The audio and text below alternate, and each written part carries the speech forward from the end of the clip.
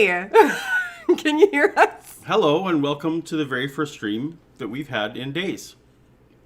2 days. No, wait. A week. It's been a week. Yeah. It's been a week. It's been a week. The first time we've been on camera in a week. I hope the starting screen was cool, right? Do you like how I pressed a button I wasn't supposed to press and then ruined everything right after we fixed it? Because I was trying to load my chat ticker that's super cool when the stream already started because I'm a moron. So I'm Shannon Q. Hi, welcome to Shannon Q. This is Paulogia. Hi there. Hi. This is gonna be a great stream. It's gonna be a great stream because we're both. He is really good at this. I'm fantastic at not understanding how technology works. He's really good at like building technological cool stuff, like everything that's on the screen that looks cool. He did that. Everything that went wrong is because I was like, what does this button do? Oh, or you can't press that right now. Okay, maybe I shouldn't press that right now. And then I press it anyway. And then he loves me more because it's endearing. We're going to talk about the resurrection. First, we're going to say congratulations for 25,000 subscribers. Yay! Thank you. I have 25,000 subscribers, and I'm super excited about it. Like, really in awe and humbled by it and in disbelief for the most part. And I celebrate it by pressing all of the buttons on my new stream deck that I'm not supposed to touch unless I have a reason to touch it. And now I've learned my lesson. So, hope you like the new intro. It'll improve, I promise. Both of us have very important things to say. So last night, let's just get to it. Let's just stop talking about how dumb I am when it comes to technology. So last night, Paul and I, because this is what we do in our spare time. And this is Paul from Paulogia, in case you're wondering. Look how cute he is. Last night, we were watching just a bunch of people talk about the hypotheses surrounding whether or not Jesus appearing after the resurrection was a hallucination and all the counter-apologetics, right. Or I suppose... The apologetics. The apologetics to counter that position. And it's something that we decided to do because lots of people have recommended... or requested, I suppose, would be a better way to put it, have requested that the two of us do something like this together. Because if you don't know Paul that well, Paul's channel, he covers the resurrection quite a bit. I do. And I cover psychology quite a bit. And this is definitely an intersection there where you cover New Testament and know quite a bit about the Bible and the history surrounding it. And I know quite a bit about the psychology surrounding it. So both of us get frustrated due to misrepresentation. Right, but for different reasons. For very different reasons. Right. So like we yell different things at the screen. When this happens, he's like, yeah, well, you're assuming the 500. And I'm like, yeah, but nobody said it was a group. So you're in for a treat. We're going to cover 2 videos tonight. One is 3 minutes long and one is 7. Correct. So this stream will probably be somewhere between... Buckle up, you got 4 or 5 hours. No, it'll 3 be... to 4 days. No, it won't. 3 to 4 days. We'll be in and out in less time than that. And I was going to be in charge of the buttons, but I've decided that I shouldn't be in charge of the buttons anymore. That's right, take it. Take them over there.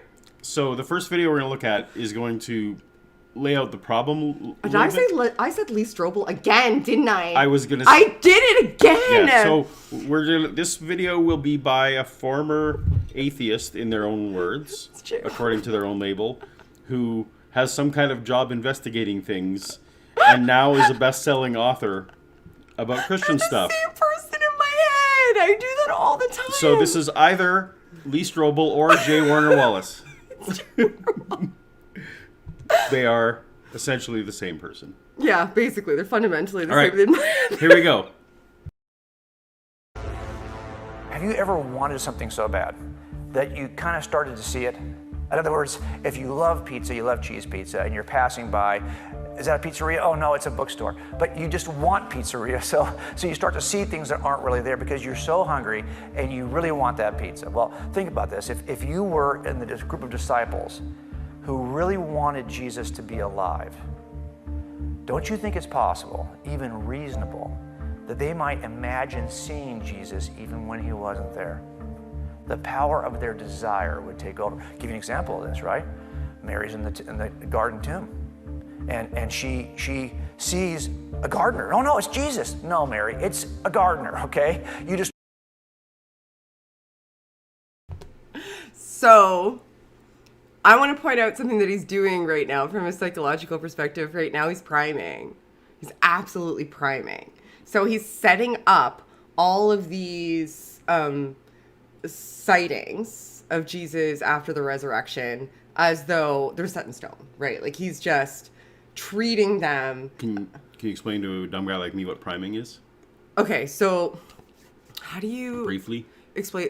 It's really low level. It's essentially setting the context for the way somebody perceives a situation. Okay. Yeah. So in this instance, he's setting the context, and he's going to go through more. He's setting the context that this happened, this happened, this happened, and he's talking about them very matter-of-factly and in rapid succession. And he's doing it purposefully as though he doubts each individual one, as though he legitimately doubts each individual one, so that he can build a cumulative case.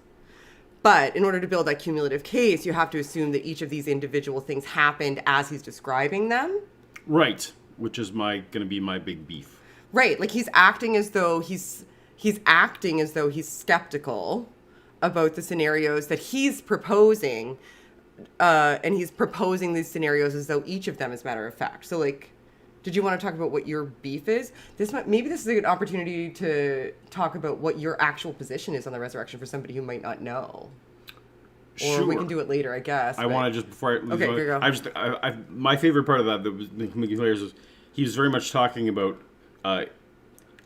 he was talking about cognitive bias in his own way. Like he was like, don't you realize how when you really want something to be true, you start to see that thing all over the place? That's going to be my main problem. Oh, yeah. So we're talking about each other's problems. So, yeah. All right. So my position on the resurrection, just in case anyone isn't familiar with sort of what I lay out. And if you're not, what's your problem? For real, what's your problem? Go. So a lot of these apologists, they lean on what they call the minimal facts. The Habermas argument. Yeah. And there's a bunch of facts that they derive that aren't based on Scripture. There are a bunch of facts about things that can be at least somewhat corroborated from outside the Bible. So, for example, that Jesus died. They won't talk about that in this video, mercifully. I think it's very mundane to say that if there was a figure named Jesus that he died. Yeah. That's very mundane. It's fair to say if somebody was alive that they died. Yeah. So they have this list of minimal facts, and they have a hypothesis, and I have a hypothesis that go with these facts. But then they take these facts that all scholars agree to, and then they throw in what Jim is doing here, and they throw in the Bible stuff as if it's part of the fact. Yes. Well, the women going to the tomb isn't part of any of these facts. And we talked about that last night too. There's so many cool things that we talked about last night that I want to spew them out all at once, and we're only 50 seconds in, so I should probably stop. But so essentially, my position is that what we have in the Gospels is the end result of decades of legend development. So Jesus died in around 33 AD. The Gospels were written, the earliest that most people say is around 60 AD. A lot of people think it's even 10, 15 years after that. But you have 25 to 40 years after this Jesus death event is when the Gospels were written. My contention is that stuff's all been ruined by oral tradition legend development, and that we can't know which parts of that are true and which parts aren't. And that's probably enough for right now. Yeah, which I think is fair.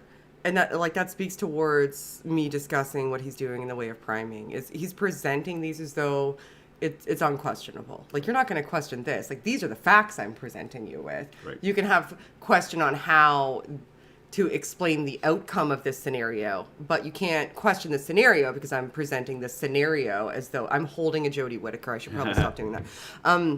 But you can't question the scenario. The scenario is one of the facts that we're including. Right. And Mary going to the tomb, that doesn't appear until later Gospels. Right. So, and only in the Gospels, periods. Right. So we're not trying to explain how all the details of all the Gospels could be true Right. if there was no miracle. We're not trying to, because we don't think everything that happened in the Gospels was true minus the miracle. No. That's what they think they're trying to defend, is this Bible minus miracles, so everything else happened exactly as is. Exactly. That's not what we're trying to explain. What we are trying to explain is the early church existed, so we know somebody believed that Jesus rose from the dead. Right. That's all we know. Somebody started this religion. So how do we explain how this religion started? Not how do we explain that Matthew 27 is accurate minus the resurrection. Like, we don't... Yeah.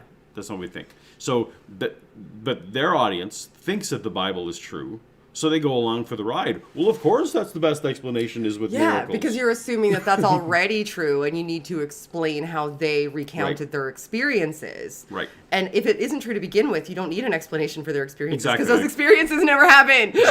Jim's about to say, well, how did the women see angels if there didn't happen? It's like, well, we don't think the women ever were there. So, should we carry on? You're in All right. charge, by the way. Sounds good. Want it to be Jesus, so you've imagined this. Couldn't that explain the accounts we see in the resurrection accounts? People who so desperately wanted Jesus to be alive that they imagined this. And there's more of these. Hey, there's Okay, that makes me mad. I don't know if this merits a full video. Okay. It makes me mad. This is gonna be, I'm gonna be wagging a doctor at you. Good thing it's not a bobblehead. This is why I have these on my desk, because I need to fidget.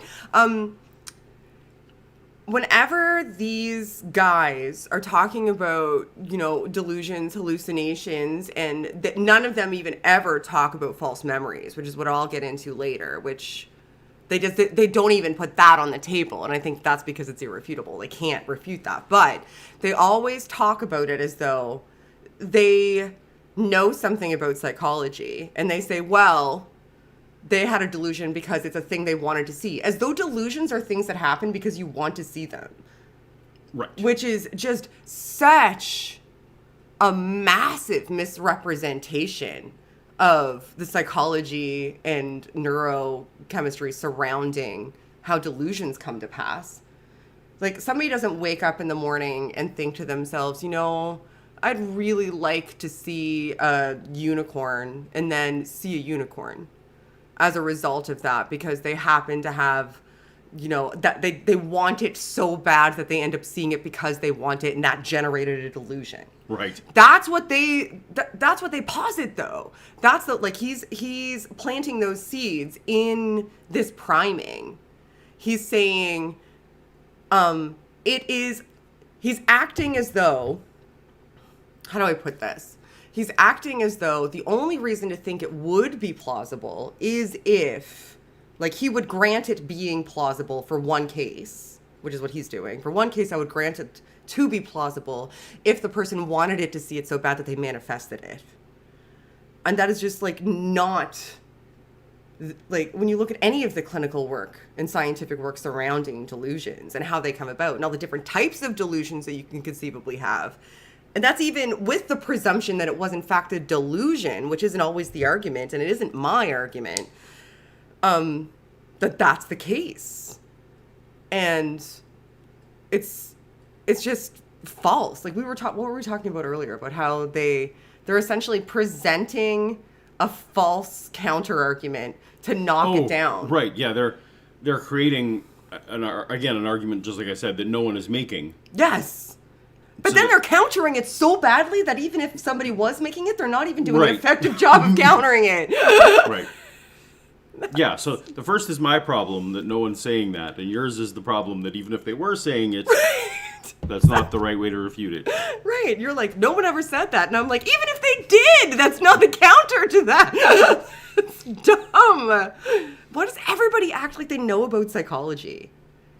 Is it because people just have a misconception about it, or they think psychology is a synonym for common sense? That's what I think. I think that everyone kind of thinks that they know how to be a teacher. There's a few things that they think they can intuitively know, how to be a teacher, or how to... Oh, God, no. Oh, or God. How, right? I hope COVID and homeschool taught them they were wrong about that, because it taught me I was wrong about that. Sorry. But yes, but psychology is just like, well, I think this way, and I have a few bits of sage advice, so if, So I'm essentially a psychologist, and I understand psychology. Right. I'm a student of people, so... And so many other people think that way, that when they hear something like what he's saying, when he was like, well, they wanted to see it so bad that they manifested it, they go, oh, well, intuitively that could make sense. Right.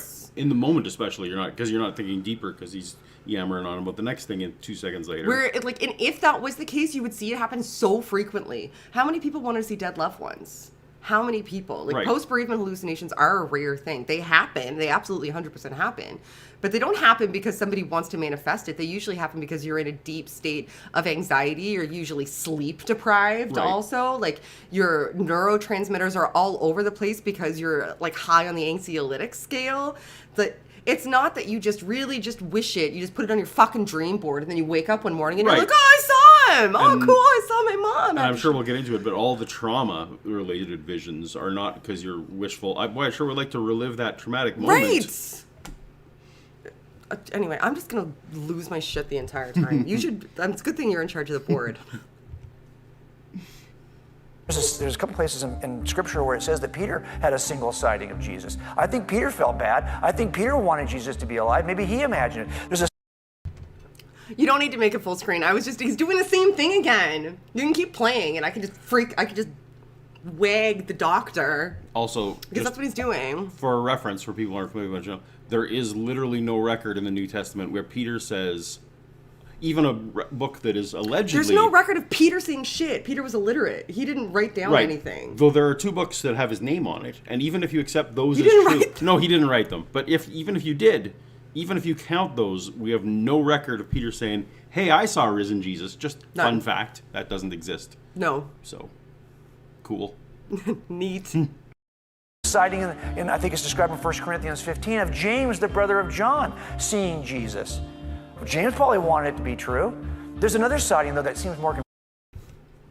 Also, that's James' brother Jesus, not the James brother of John. He just mixed up the Jameses, which I've done on a live stream. And he keeps saying... He's doing that thing where he's like, look how reasonable I'm being. I'm taking their argument into account and acting as though it has some sort of plausible validity that I need to assess. So... In order to be the rational person that I am as this really awesome detective, I shouldn't have had rum before I did this. That was a mistake. I pressed buttons and I got saucy. Did you notice that he flashed his badge at us? Oh, I'm the one who said that yesterday when we were watching. I was like, he has his police badge on purpose. And he flashes it, and the camera pans back when he flashes it and then pans back in. So that was absolutely purposeful. That's a form of priming, by the way, because if you didn't know he was a police officer when you watched it, you were going to imbue what he's saying with what you think about trusting police officers when it comes to investigation. Right. Anywho, that's besides the point, but he's doing the same thing. He's saying, like, I'm being rational, I'm being skeptical, and I'm assessing their argument.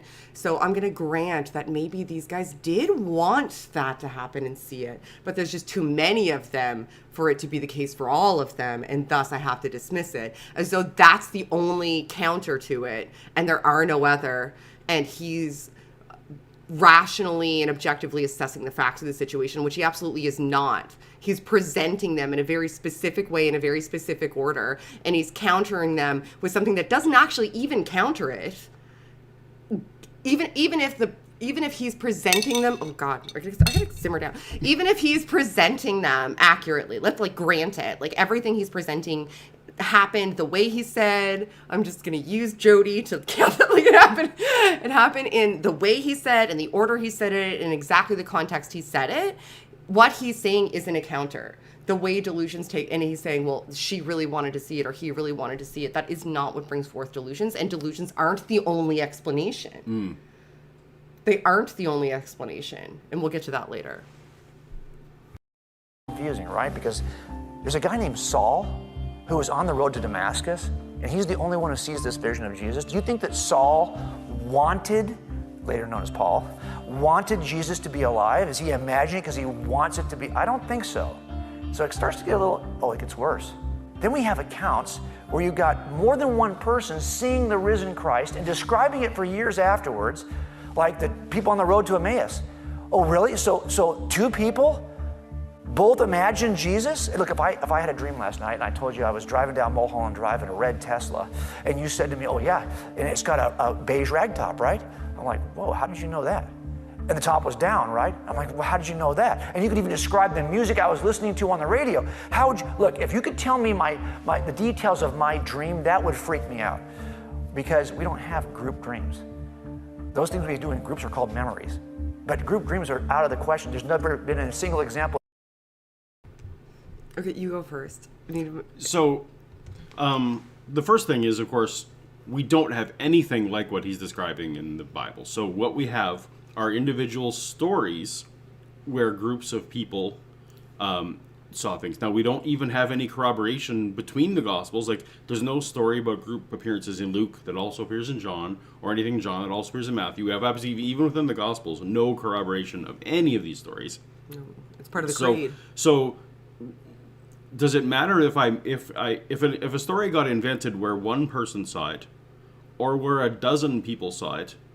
That's still a story. We're not trying to explain why the story has more people in it. The story that we don't think happened is like if I said, "Hey, I went outside and Godzilla was smashing something," right? Or I said, "But I went outside and me and 12 other people saw Godzilla smashing something." Is that a more believable story all of a sudden? Like, maybe if I worse than that though, because it's not even you saying that you went outside. It's 30 years later. Some people are telling each other a story about a rumor they heard that you and 12 people. Yeah, and if you don't believe me, there were 12 people who I won't tell you their names. Right, who you can't cooperate with. There's no independent attestation of it. And this is another thing we talked about last night that I think is a valid point to bring up that I'd never thought about until last night when we were discussing it about the 500. Yeah, is. Literacy is really low in that era, right? A lot of estimates between 8 to 12% of people could read, and only like 3% could write at best. And that would be in the language that you spoke natively. Certainly, exactly. Which is why things were transmitted verbally, likely through, like from generation to generation, from person to person. So, but if you have a group of 500 people. And also, which is one of the reasons why Paul's letters became so prevalent, because now at that point in time, finally, you have something that's actually tangible and written down that you can pass back and forth and transcribe, when before that it was only word of mouth, which is why it was kind of like fractional at that point. Fractional at that point, and like broke off into different sects, and there was like different versions of stories. But that creed with the 500 people that people keep referring to as though it's, gospel truth, and which is funny because it wasn't even in the Gospels. That creed, if there were 500 people and it was accurate and it happened and it predated Paul, the chances that within those 500 people that there wasn't 1, 2, 3, even 4 literate people who actually saw the ascension and wrote it down that's unfathomable to me. Like, because if 3% of the population in that era, like, what are the chance? You have to just assume every single one of those 500 was illiterate and wrote nothing down, and didn't know a literate person to write it down either, to pass it on. Is that silly? Well, it might be silly. It's a bit of an, if someone was making an argument for me about something else, it's a bit of an argument from silence, but it's one of those ones where you expect to see it. Well, we're in speculation land anyway. Oh yeah, no, but it's much like where I always talk about, if a whole bunch of, like in Matthew 27, where it says that a whole bunch of other people raised from the dead when Jesus died and wandered around Jerusalem and talked to people, which is what it says. I never bring that one up, though. I'm like, I feel like something even a secular historian would have said, remember that day when there was all the dead people? Everybody's... That was weird. Yeah, that seems like... And because they write down very mundane history, so that seems like special. Yes. Yeah. No, anyway. But all of these records, like the Creed was... Like, Paul's the only reason that there's any permanent record of that creed being in existence. Right, and that's the other problem, of course, is we can't know who was trying to burn which record, and some of those... Right. That's why argument for silence is somewhat tricky, but it's a great point. We expect to see it. Yeah. It doesn't prove anything that doesn't exist. Well, but this guy's speculating on what people that died 2,000 years ago that we don't even know were actually in the place at the time that he said were thinking, and why they had delusions. So, like, give me a minute. Like, Yeah, give no, me a break. Like, we can talk about plausible things, right? Right. Anyway. We're in that area. Yeah. So the other thing in this last clip is, yeah, again, he was trying to say that he was pretending there was two reports about this convertible with a rag top. Yes. We don't have any. If all of a sudden we had multiple reports about these appearances, I would change my tune completely. Right. And that comes to independent attestation as well. Right. So, and we'll get to that, I think, when we go. We're going to, spoiler alert, we're going to cover William Lane Craig, and I don't confuse him with anybody. I really do think that Lee Strobel and J. Warner Wallace, I can't help myself but confuse them. Who's that investigator that was an atheist and came to religion because he did an objective research thing or whatever? After the wife became a Christian. yeah. I can't remember their name. Like, literally the answer to that question It's both of them, is so either one of I those know. names. All right. Okay, we'll go. Anywhere in history of group dreams with that kind of precision and similarity.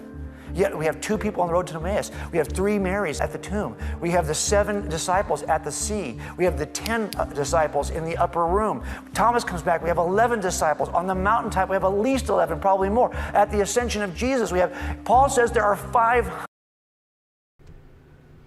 None of that happened. Just flatly. We don't. No, there's not evidence. There's not sufficient evidence for any of that. So I am never attempting to explain any of those things because they can't, these are not part of the minimal facts that historians put forth, because they know that a proper historian can't say that any of those, right, but like Lacona and Habermas, who actually have careers to protect as historians. I have some respect for Lacona in that regard. Right. Yeah. So this is a cop who sells books, so whatever, he can say whatever he wants.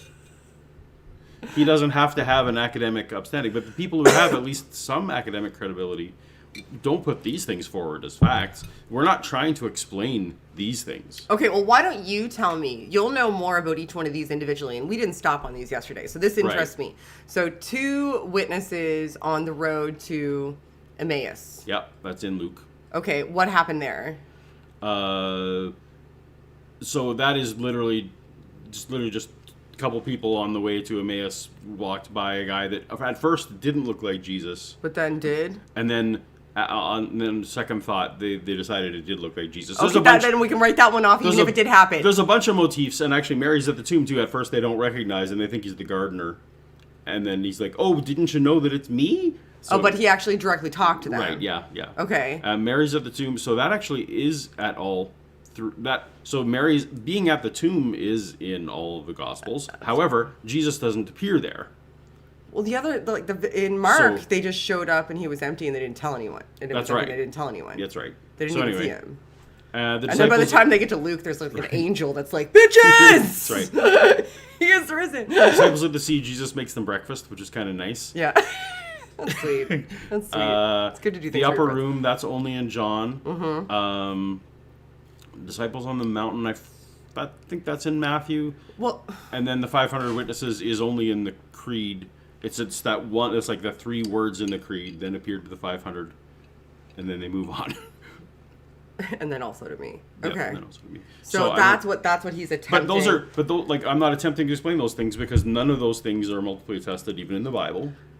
But the thing is, Yep. I mean, there are even if they did happen. Okay, the 2 witnesses on Emmaus, you could essentially write off to have you ever saw someone and thought, "Oh, that's my buddy," and then you're like, "Oh shit." I undersold it. They did have a chit chat. Oh, they had a chit chat. Okay, then no, in that instance. But Mary's at the tomb, and they didn't see the 3 Marys didn't see Jesus at the tomb. They saw the until angels later at the on, tomb. and there was Yeah. extrapolation. Yeah. So he's picking the best. He's picking most ones that solid have the most version. numbers, the highest numbers that he can put up. Because what his argument is look at it's 500, 511, 521 to 22, and blah, blah, blah, blah, blah.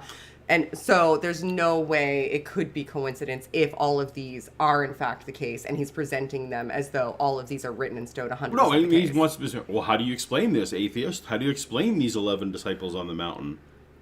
Right. But and putting the ball and if you are, which puts you up against a yeah, wall if you're not familiar with the history. I don't know how to explain the 11. Maybe they all saw, and that's why people kind of say, oh, I don't know, maybe they saw something, which is not a great explanation. Yeah. But if they back someone into a corner on this stuff, what we're trying to explain is why the church exists. We're not trying to explain these random details of stories we don't think happened. So yeah, okay, cool, fair enough. Yeah. 100 who saw the risen Christ on the same day. That's a group dream? They're group dreaming this? 500 people? Hey, is it possible? Anything's possible, but it's certainly not reasonable. And that's why as I was looking at this, I said, you know what? There's got to be a better explanation for these sightings. By the way, if any time in the better explanation is these sightings didn't happen. So, yeah. this, they wanted to falsify this vision, this dream, they could simply run back to the tomb and see if there's a body in the tomb. Because if you're just imagining... That's your favorite. Also, I don't think there was a tomb, so... Even Habermas took it out. Yeah, no, so even, like... He took it out. Scholars don't use the empty tomb as one of their facts, because even that's not well enough tested. So if Jesus' body was treated as most crucifixion victims was, it was left to hang there for days and then thrown in a ditch. Mm-hmm. And so if Jesus' body, if that's what happened to Jesus' body, no one knows which ditch he was thrown in. Like, you can't run back and dig up the mass grave and find where Jesus' body is. Like, there's a very good explanation for that. And so it's by pretending there's a tomb. He's trying to make us explain a tomb when they don't have evidence for a tomb. Yeah, he's assuming that we'll grant him all of these as facts. Right. And then forcing us to defend the things that we never even granted him. Right. Which is bananas to me. Well, not really. It's not bananas if you're attempting to convince people that don't really delve into it and already just assume that they're facts. Because if you already just kind of assume that they're facts and you listen to him, you're going to be like, and trust him because he flashed his fancy police badge, and are subject to the priming from the way he laid it out, because it was laid out in a very deliberate way, in order to make it seem as though he was being reasonable and skeptical and granting people the benefit of the doubt in order to carefully assess each individual scenario. Then you might be like, well, J. Warner Wallace, he looked into this and he's a reasonable guy, and I don't know why you would question him. And, well, why did he assume that any one of those sightings did in fact take place?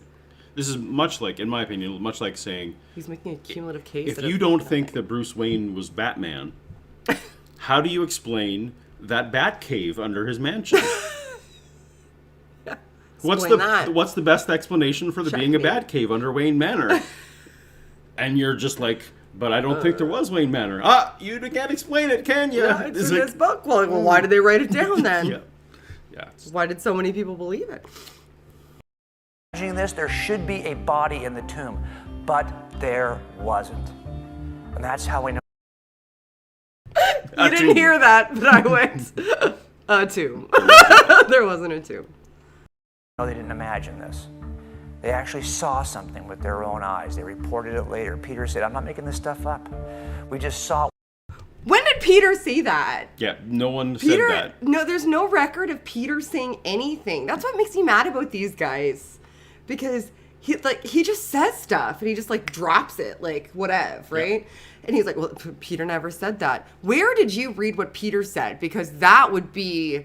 if you have a record of what Peter said, and don't say First Peter, don't say Second, because he didn't write those. He was illiterate. He was an illiterate fisherman. He didn't write anything, for the record. How do you know what Peter said?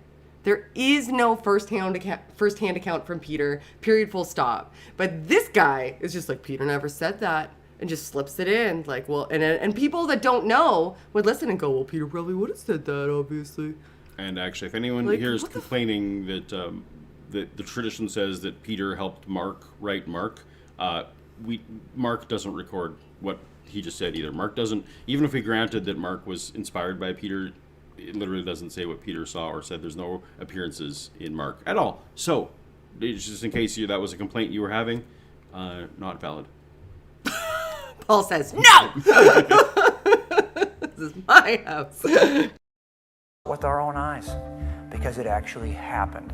And that's how we know we can trust what the Gospels say about the resurrection. Should we just keep it rolling to the next one? I would love if you would think like a detective. That'd be neat. We should go right to the end probably though, because I don't want to listen to the last bit of his like nonsense. Well, that was just music, but okay. Yeah, well, does everybody want to listen to his music for like 5 minutes? Because I don't. All right, I mean, off we go. You could if you wanted to. We'll go into William Lane Craig. This is the one that makes me really mad. Yeah, no, I'm done. going to be like hitting you with I'm Jody. done yelling my bits, so now you can. This is where I get to start yelling stuff.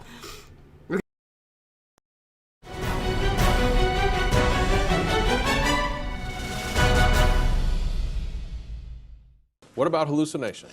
Could the appearances have been mere hallucinatory experiences? Well, I'm skeptical about this hypothesis, frankly. I think that there are a number of reasons to think that this hypothesis is not the best explanation. First of all, it's very difficult to explain the diversity of the resurrection appearances. Jesus didn't appear just once, but many times. Not just to one person, but to many different individuals. Not just to individuals, but to groups of people. Not just under one circumstance and at one locale, but in many locales and under a variety of circumstances. And the hallucination...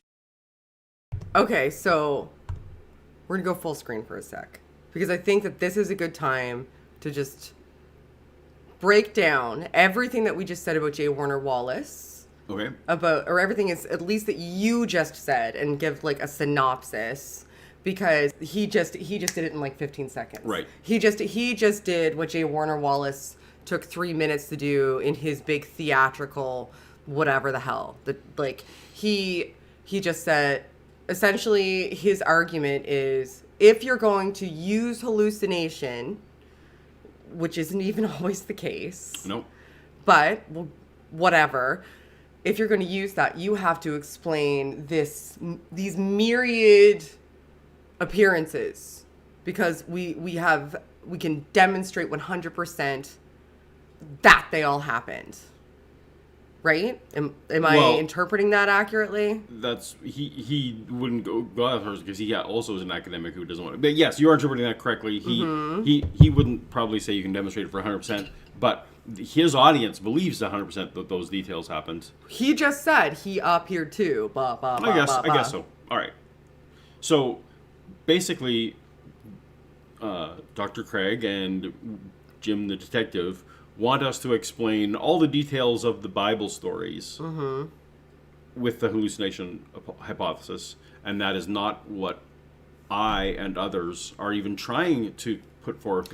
Some people are, though. Okay, well, I am not, and other people I know who take this stuff seriously and put forth these ideas, who think about these ideas. I understand how... Some people take it seriously and think about it and just aren't aware, too, so be fair. Well, okay, so some people might be trying to explain these details with hallucinations, but I'm not, and I don't think they need to be explained. Right. So for them to be laughing and chuckling that hallucination can't explain the Bible details doesn't matter. Can the hallucinations explain the church as it exists? And I believe that it can. Right. Well, and the reason, and I think this is important, is that the only first-hand account that we have of Jesus appearing to anyone on record is the road to Damascus, where he appeared to Paul, and there was other people around, and even Paul was like, I'm the only one who saw him. I was talking to him. I saw him with my own eyes. Other people were like, what's wrong with you? We didn't see him. Like, what are you on about? I just went Canadian. What are you on about? And that's the only one that we have firsthand. In case someone's flipping out. Why? And I don't think that Acts is an accurate depiction, but Acts 9 says that they couldn't see him, and Acts 22 says that they couldn't hear him. So even the same book can't keep it straight about who could see what. Fair. But anyway, just in case someone's being pedantic in the chat. Oh, well, pedantry is rampant in this, and and sometimes welcome, because it forces you to analyze things really, really Anyway, carefully. we don't think that those Acts depictions are accurate, and they still uphold the spirit of what you just said. Right. Yes. So what I was saying essentially is you're okay. You're all right. That's the only one you really have to explain. Yes, Paul wrote in his own words that he saw Jesus. He uses the language of visions. Mm-hmm. In fact, in 2 Corinthians 12... Doesn't he even at one point say, I don't know if it was... 2 Corinthians 12, he says twice, whether my experience was in the body or out of my body, I don't know. Yeah. Like, even Paul doesn't insist that this was a body. Mm-hmm. And, of course, this would have been after Jesus rose to heaven. This was after the ascension that was at recorded in Acts. So then you'd have to, if it was really risen Jesus, you'd have to say, oh, well, Jesus came back 1.5, like that was a mini sequel. Like and Jesus he'd already came back. Ascended. Right, like it's like that's weird. Like everyone's like, he makes all these promises about the next time he comes back, all this stuff's gonna happen. But he snuck in just quick to snuck right in there. Paul for a minute. Just for a sec. This didn't count. I'm not here, I just forgot my keys. Right. Who happened to be a Jew who was persecuting Christians and killing them and probably didn't have any guilt or remorse about that he had to deal with and reconcile, and didn't have any stress at all that was related to that. I'm gonna do a J. Warner Wallace. So clearly, like Paul, obviously he saw Jesus because he was persecuting the Christians and killing them, and had heard everything that all of the Christians were saying about what they believed, and had heard them recite the creed, and had no reason to kill them other than persecution because they didn't believe his particular religion.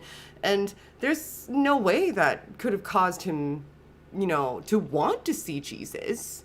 And the only reason that you would have a delusion is because you want to see Jesus and affirm that Jesus is still alive because it's a thing that you want. Notice that he dropped that when Paul came along. Weird, right? Weird. That's no longer the reason that people might have a delusion that he was carefully deliberating when it came to Saul. It was a whole different thing at that point in time, because it turns out that there's a myriad of reasons that you might have delusions. And one of them could be that you had a psychotic break because you were exhausted and you were running around persecuting people and actually killing them, which is something that causes post-traumatic stress disorder on the regular pretty consistently if you're a normal functioning human being, and that's causes delusions, on record all the time, and causes grief-based delusions, and delusions sometimes that lead you towards seeking atonement. And if this was a delusion that he could find atonement within, it would make sense that he was invested in seeing it as perceptually accurate. And if he was invested in seeing it as perceptually accurate and happened to be the only literate person at the time who was starting to document what was happening to him, when others, through the history of the religion up until this point, were only doing it through word of mouth because it was mostly poor, illiterate people, because they were essentially on the outskirts. They were the people that he was persecuting. Then he was the only person on record in order to be passed down and was affirming what these people believed after persecuting them. So, I mean, everybody loves a good redemption story.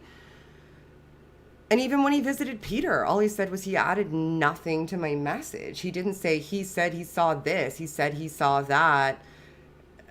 Same with James, the brother of Jesus. Like, you would think. Anyway, whatever. So all of that is valuable, though, especially when these guys are making these assertions all over the place. Like, they're assuming these things are accurate and then making psychological assessments that are just garbage. Well, that was going to be my question. So what would you say to someone who said, well, Shannon, that all sounds good, but aren't you psychoanalyzing someone from 2,000 years ago? How could you possibly do that? You really can't. Well, you can't. You can look at a context and see what's plausible based on what you know currently, right? And we may know different things in the future. Like, if you're intellectually honest, that's a thing that you should say, right? Is that, you know, I may find out something different about the way that psychology functions in regard to, you know, delusions and hallucinations in the future. I may, absolutely. But given similar context, if you look at case studies about people who were in contexts that you can like map on as similar, you can see that these types of things may happen. That's all I'm saying is reasonable. Right. What you can't see as reasonable to propose a delusion in this scenario is he wanted to see Jesus. Like, given the context, like, and you would have to grant the context is true. Now, all of this is 100% speculative. We're in the realm of speculation. We're making speculations about what is happening. Did my camera just like die, evidently? No? What's happening, Paul? I'm not sure. Uh-oh.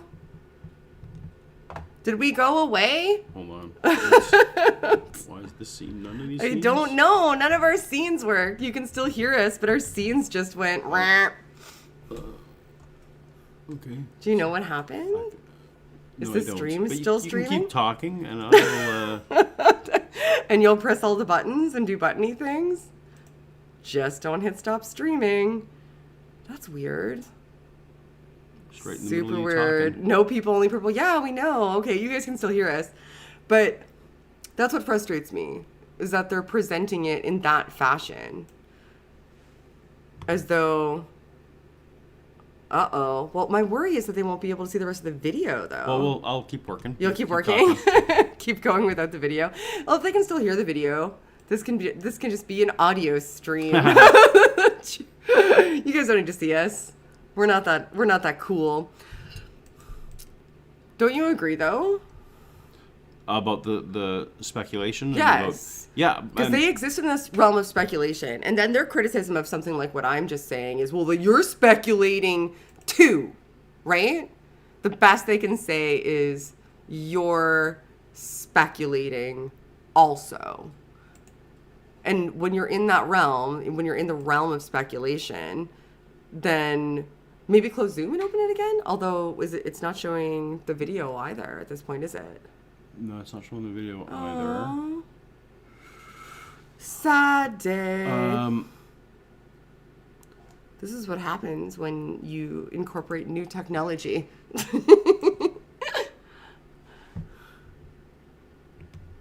Nope. Still no.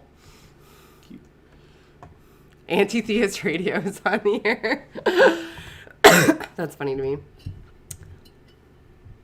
I don't know, guys. Interesting. I guess we can just go audio only. Maybe we could play Well, I'll the keep- video. I'll keep. Oh, the play button went on the. Oh, what's going on with this thing? That's just the straight up Zoom capture, but Womp womp. I ended the. Can we still play the video? Yeah, we can still play the video, but I'm gonna just see if. See if this works. Well, it's me and Billy. Who's Billy? So it's not even showing. It's not even showing. Oh my goodness. Technical issues are my brand, though, so that's okay. Oh, Oh, what sounds for a second. happened? Oh, warning, warning. We're in and we're out. Did I touch a button? There's a chance I touched a button. I don't know. Well, instead of doing that, why don't we go back to the thing and we'll see if we can play it and we'll just do audio only. Because I think it's valuable to go through the rest of it. Okay. Will it still play? Wrong one. Womp womp. Give it a try. All right. We can't see, though. Hypothesis simply can't be plausibly stretched to accommodate this kind of diversity. Let me just give 3 examples. The appearance, for example, to James, the younger brother of Jesus. We have good evidence from the Gospels that neither James nor indeed any of Jesus' brothers believed that Jesus was anybody special during his lifetime, that he was the Messiah or the Savior or anybody of any significance. And yet it's equally undeniable that after his death, both James and the younger brothers of Jesus all became believers, became ardent followers of Jesus in the New Testament church, and eventually James emerges as the sole leader of the New Testament church. That's all we know about James from the New Testament, but from Josephus, the Jewish historian, we... Okay, so I'm going to pause it for a second just to talk about how he's speculating about James right now. Paul's attempting to get video back on, guys, but for right now, this is the Shannon Q podcast. This is the podcast. Pretend it's a podcast. So he's talking about James as though James, the brother of Jesus, he knows his motivations. He's saying, well, James, the brother of Jesus, he wouldn't have done this. He would have done that. And what goes after that or before that doesn't matter. What he's doing is he's assuming the position of understanding what happens in the mind of somebody that died 2,000 years before he was born in order to make an assertion about what that person would or would not do in the context of what they want to argue. And that's utterly and totally ridiculous. That's not something that you can just do. That's not something that's reasonable to do. He's acting as though it's reasonable to do, and he'll act more so like it's reasonable to do later, but it's not. It's not. You can't just say, this person that I've never met, that I only have a second, third, fourth hand account of, who never wrote anything down themselves, is someone that I can assume the position of and make a reasonable assertion about who they are and why they make decisions and what they do, and it just so happens that that proves my argument. And I understand that when I'm making a speculation about what happened to Paul on the road to Damascus, for example, that it seems as though potentially I'm saying, well, I know what Paul's thinking. The fact of the matter is I don't. I absolutely do not know what Paul was thinking at the time, nor can I know. That's what the difference is, I think, is that I'm saying, given what you presented to me in the way of information about Paul, it is plausible to assume, given the scenario he existed within, that this is the type of thing that might happen and explain what went on there. Whereas he's saying, James, I know these things about James. All of us know these things about James. He wouldn't have done this. He would have done that as a result of what I know about his psychology individually. So that's just something that I would like to point out, because I think that is a difference, but it seems as though it's a nuanced difference. Because if I'm saying, okay, well, Paul on the road to Damascus, this is a reasonable conclusion given the information that's presented to me. If I take it at face value, it's reasonable for me to come to a conclusion that this might be something that explains the experience that he's recounting. Whereas what he's saying is not only, it's not just a reasonable conclusion, but I know because I know what goes on in the mind of somebody who died long before I was born. Anyway, I'm gonna start playing again. Learn that James was actually stoned to death by the Sanhedrin during a lapse in the civil government somewhere in the mid-AD 60s for his faith in Jesus Christ. Now, most of us have brothers. What would it take for you to believe that your brother is the Lord so that you would be willing to be stoned to death for the truth of that belief? Can there be any doubt that the reason for this incredible transformation in James is the fact, as Paul says, then he appeared to James? You can't, I think, explain the conversion of James as due to a hallucination, because as an unbeliever, James wasn't in any sort of chain reaction of... So maybe Paul can talk for a bit about hallucinations. And not hallucinations, sorry, about James. Okay, sorry about James. You're like, Why oh no, why am I talking about That was exactly what I was... Shannon, don't do this to me. Yeah, so James, the brother of Jesus, you can kind of see us now. You can see us now. I fixed that part, at least. Right. No, keep going. Go. Talk about it. We should still be able to hear about it. We won't be able to see, I don't think. We may not be able to see. Yeah. So James being an unbeliever. Talk about that. So James, the brother of Jesus, in a few passages, there's some vague hints that perhaps Jesus's family either like didn't approve of what he was doing or didn't understand what he was doing, blah blah blah. But that that's not it's not exactly conclusive evidence about anything. So again, that's not the fact that we're trying to accommodate for is that at some point in the future, James, the brother of Jesus, is in charge of the Church of Jerusalem. That's the fact we have to deal with. That's the fact we have to figure out.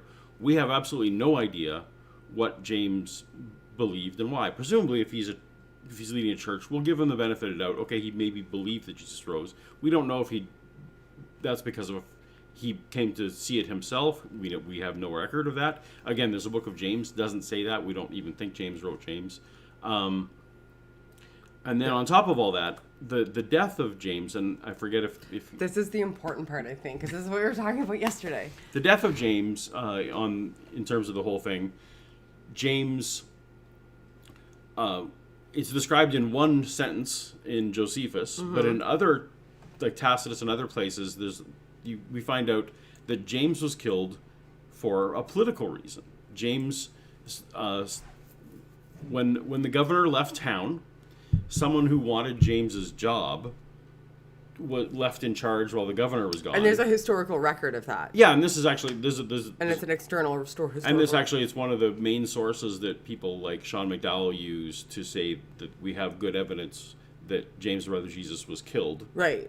But in that description, and this is the debate I had with him, was it literally says that he was killed because the people wanted his job. Like they didn't like the way he was leading the church. But this is the thing with the martyrdom. You might want to talk about this for a minute. I think it's valuable to talk about. And thanks everyone for sticking around through tech issues.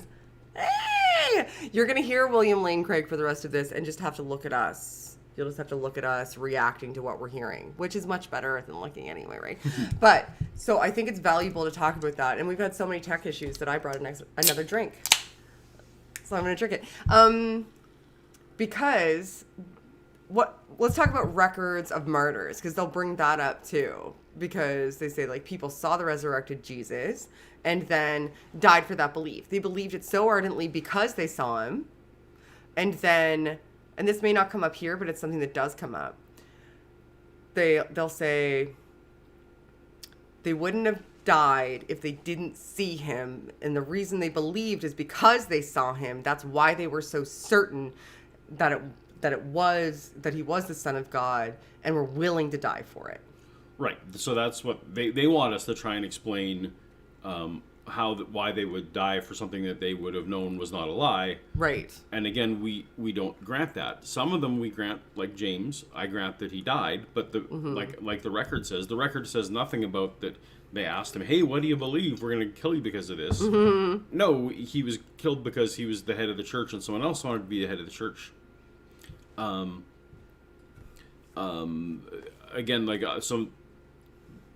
and also this whole idea that perhaps if they would have recanted, if you die, so many assumptions. If it's like you died for something, then obviously it's like, well, if you stop believing this, then we won't kill you. That's when you know it's for that thing. Mm-hmm. So the handful of people that there's enough information to say they died, we don't know why they died. So for example, we know in 64 AD, Nero.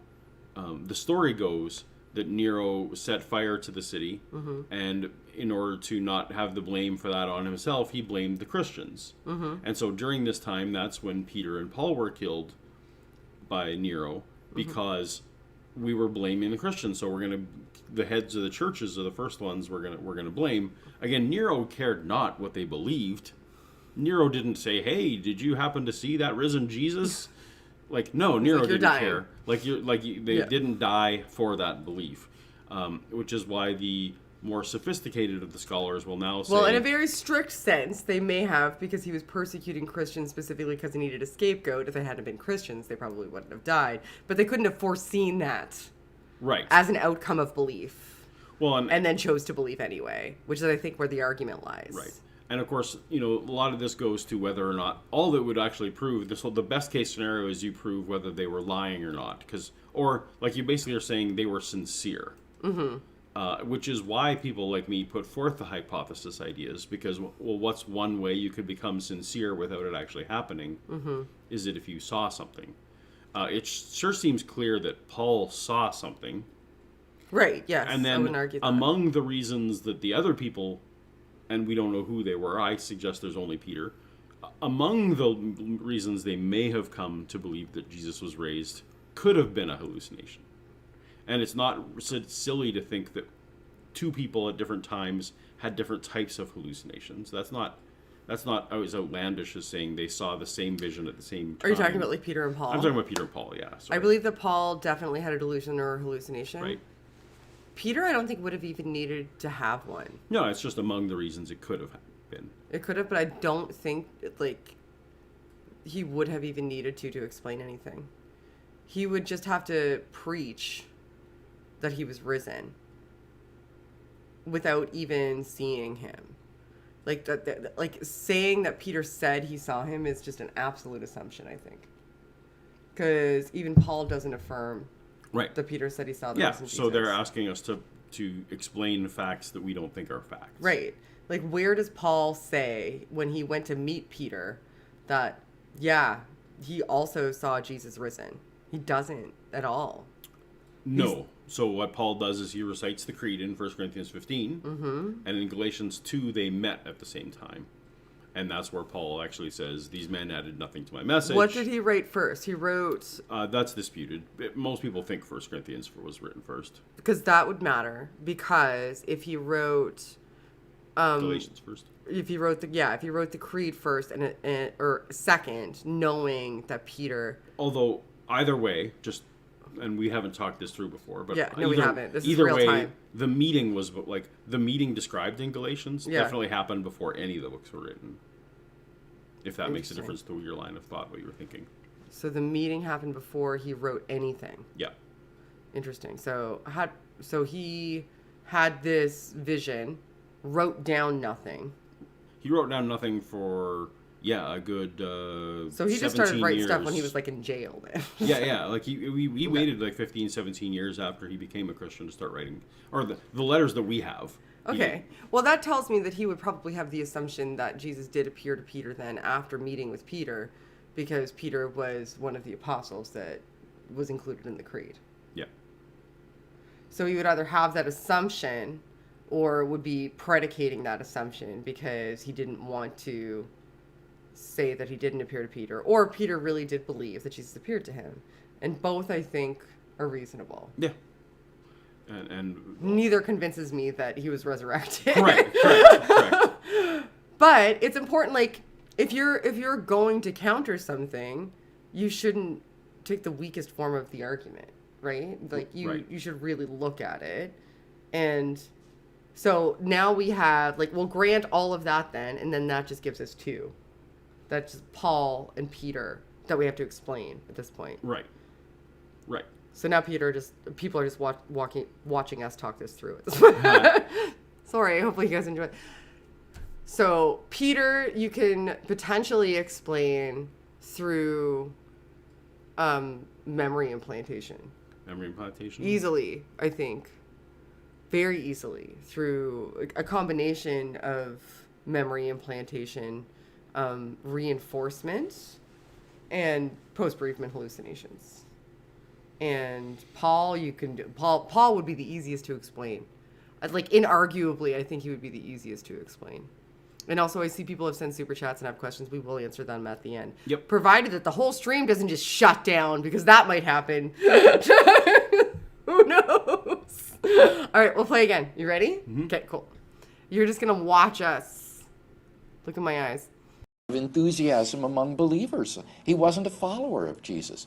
So the hallucination hypothesis doesn't hold much credibility for the appearance to James. Another one that's difficult to explain, I think, would be the appearance to the women. Again, it's remarkable that women would be the first to see Jesus risen from the dead. Any later legendary account would make male disciples to be the first ones to see Jesus. Okay, why? I need to know, explain this to me like I'm 5. Why any later legendary accounts that were attempting to be historically accurate? Because he's assuming the position of these might be false. And the reason they're not false is that if somebody was going to write this down later, they would have made it men that went to the tomb. Right. So if I'm attempting to steel man, you mean, like if I'm putting on my old Christian hat? Yeah. So the steelman version of this argument is that if you were making it up from scratch, of course you would want to include the strongest possible first viewers of Jesus so that it's most believed. And this was a society where women were, for example, in a court of law, they weren't allowed to give full witness as you normally would, and just in general, what a woman said wasn't treated with the same weight as what a man said. Certainly not in religious circles. Right. So that would be, and again, they're fighting against this idea that the author of Mark hadn't heard anything from anyone and was writing this down a story like someone might write a new fiction book, like Frank Herbert might have written down Dune. Like, it's just that's, of course, that's not. But what how would they place the men at the tomb though? To go look. Well, and be surprised. Right. There's of course several problems. The story already had established that. Now again, if you're making it up from scratch, this wouldn't be a problem. But if it had become known and the disciples had all scattered and were trying to avoid getting arrested, of course, the worst. Because that's the thing. Peter was the only one left around. Like, you're not going to go back to the tomb where, like, the only place. John. The only place where, if they were looking to arrest these disciples, the best place to try and arrest them would be Jesus' grave. So why would they go back? There's also lots of problems. Is that what I think happened was that there was decades of oral tradition that kind of got established, much like there were decades of oral tradition of King Arthur or Robin Hood or Paul Bunyan. Like, for example, some of these things in their oral retellings kind of become the more prominent details that you can't just go and change when you write it down. You kind of have to work around some of these solidified details. Now, my biggest thing with the women, and other Christians agree with me, why this is not a great argument, is it was the women's job to treat the bodies. So if you wanted to create this story and seem historically accurate, you wouldn't have had men going and doing what was considered a woman's job. Right. That would have rang false to the people at the time. What would ring true for the time was that, this was a disgraced person who happened to be lucky enough to get buried. Of course it would be women going to treat the body. Like, that wouldn't have... Because that's something that they just routinely did. That's just what it routinely did. So it's much like in the 50s, if you wrote a story set in the 50s, but you had the husband making dinner, it's not unheard of, but it would have seemed a little weird, right? Or 30s. Or the woman, I think it would be more akin to the husband being a stay-at-home dad and the woman going to work. Right, yeah. That makes more sense, because it would have been very plausible for a husband to make dinner at that point in time, but far less plausible for the woman to be the breadwinner and the husband to be a stay-at-home dad. So the gender roles at the time, even though I could grant that perhaps in a court circle, women wouldn't have been... But the other thing we know about Christian history is that women were predominant in the spreading of the gospel.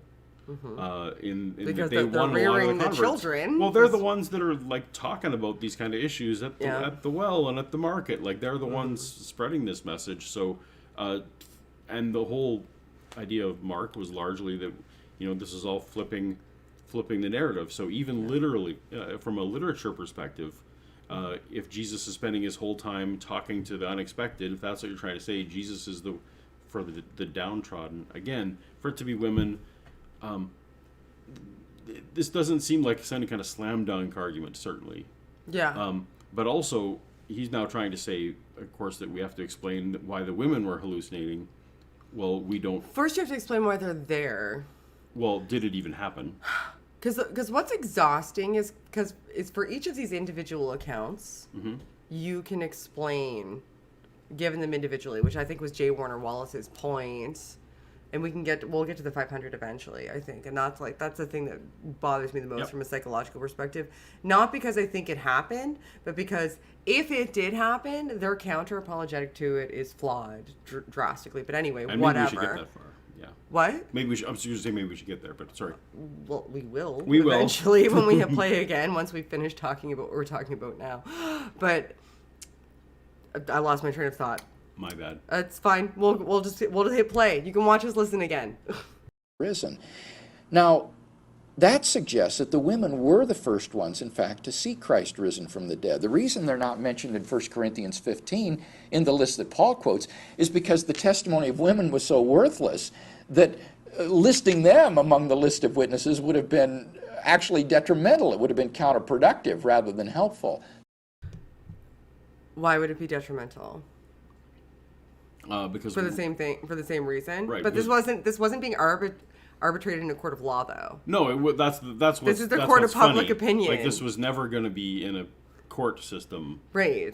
This was going to be in the court of the marketplaces, of the marketplace of ideas. Yeah. So that argument doesn't track to me. That a woman's perspective was worthless. You would have to grant that there was no one at the time. No child being reared, no husband, no brother, no sister, no mother, no daughter, no one that was capable at all. The psychology at that time was so different, so dramatically different, that when a woman spoke, everybody was just like, la, la, la, la, la, la, la, and wasn't, they weren't capable at all of swaying anybody's position, no matter who they were, whether it was their friend at the wishing well or whatever they went to, right, or their child that they were raising. They had no influence, and because they had no influence, and when they spoke, everybody was just like, screw you, whatever you say means nothing.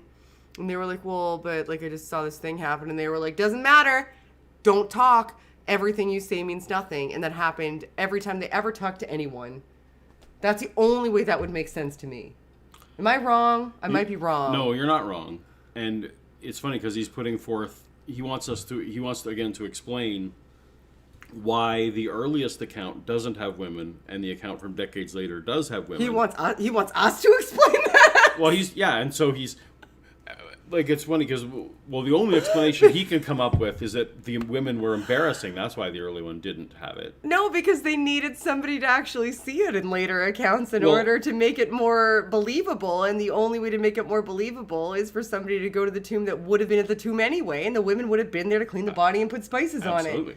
And he doesn't ever for a moment consider... Can he acknowledge that as a possibility? No, he doesn't ever acknowledge that as a possibility. That's dishonest. The video where he and I, where he made fun of me for a while, remember? Well, that's because you have brain dead, Christian. Right. He called you brain dead. So in the very video, Dr. Craig and I have gone back and forth on this, literally back and forth on this. Mm-hmm.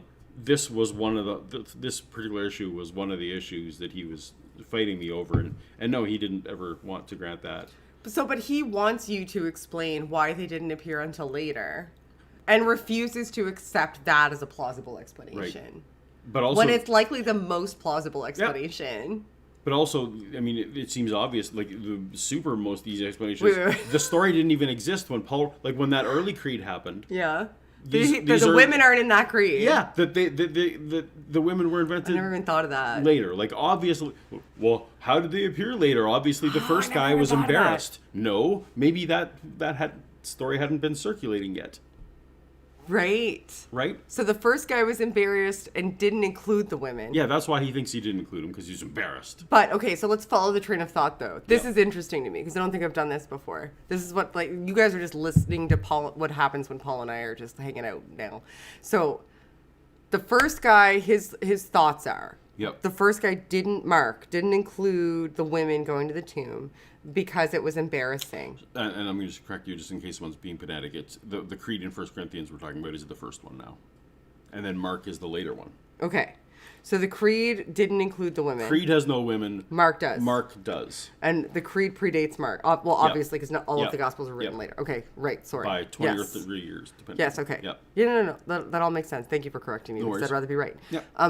So the creed didn't include the women, but Mark did. And the reason that the creed didn't include the women, which is... Because it was embarrassing. Right, it's because it was embarrassing. Sorry.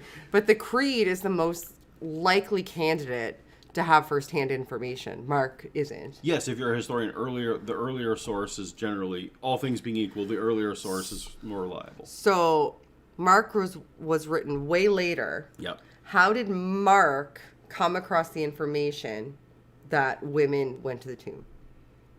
According to William Lane Craig. Yeah. Well, Peter would have told him. Peter told the author of Mark. That's How the church could he tradition. conceivably know that? Based on what other than... Well, according What? to Luke and Matthew, the women went straight to Peter afterwards.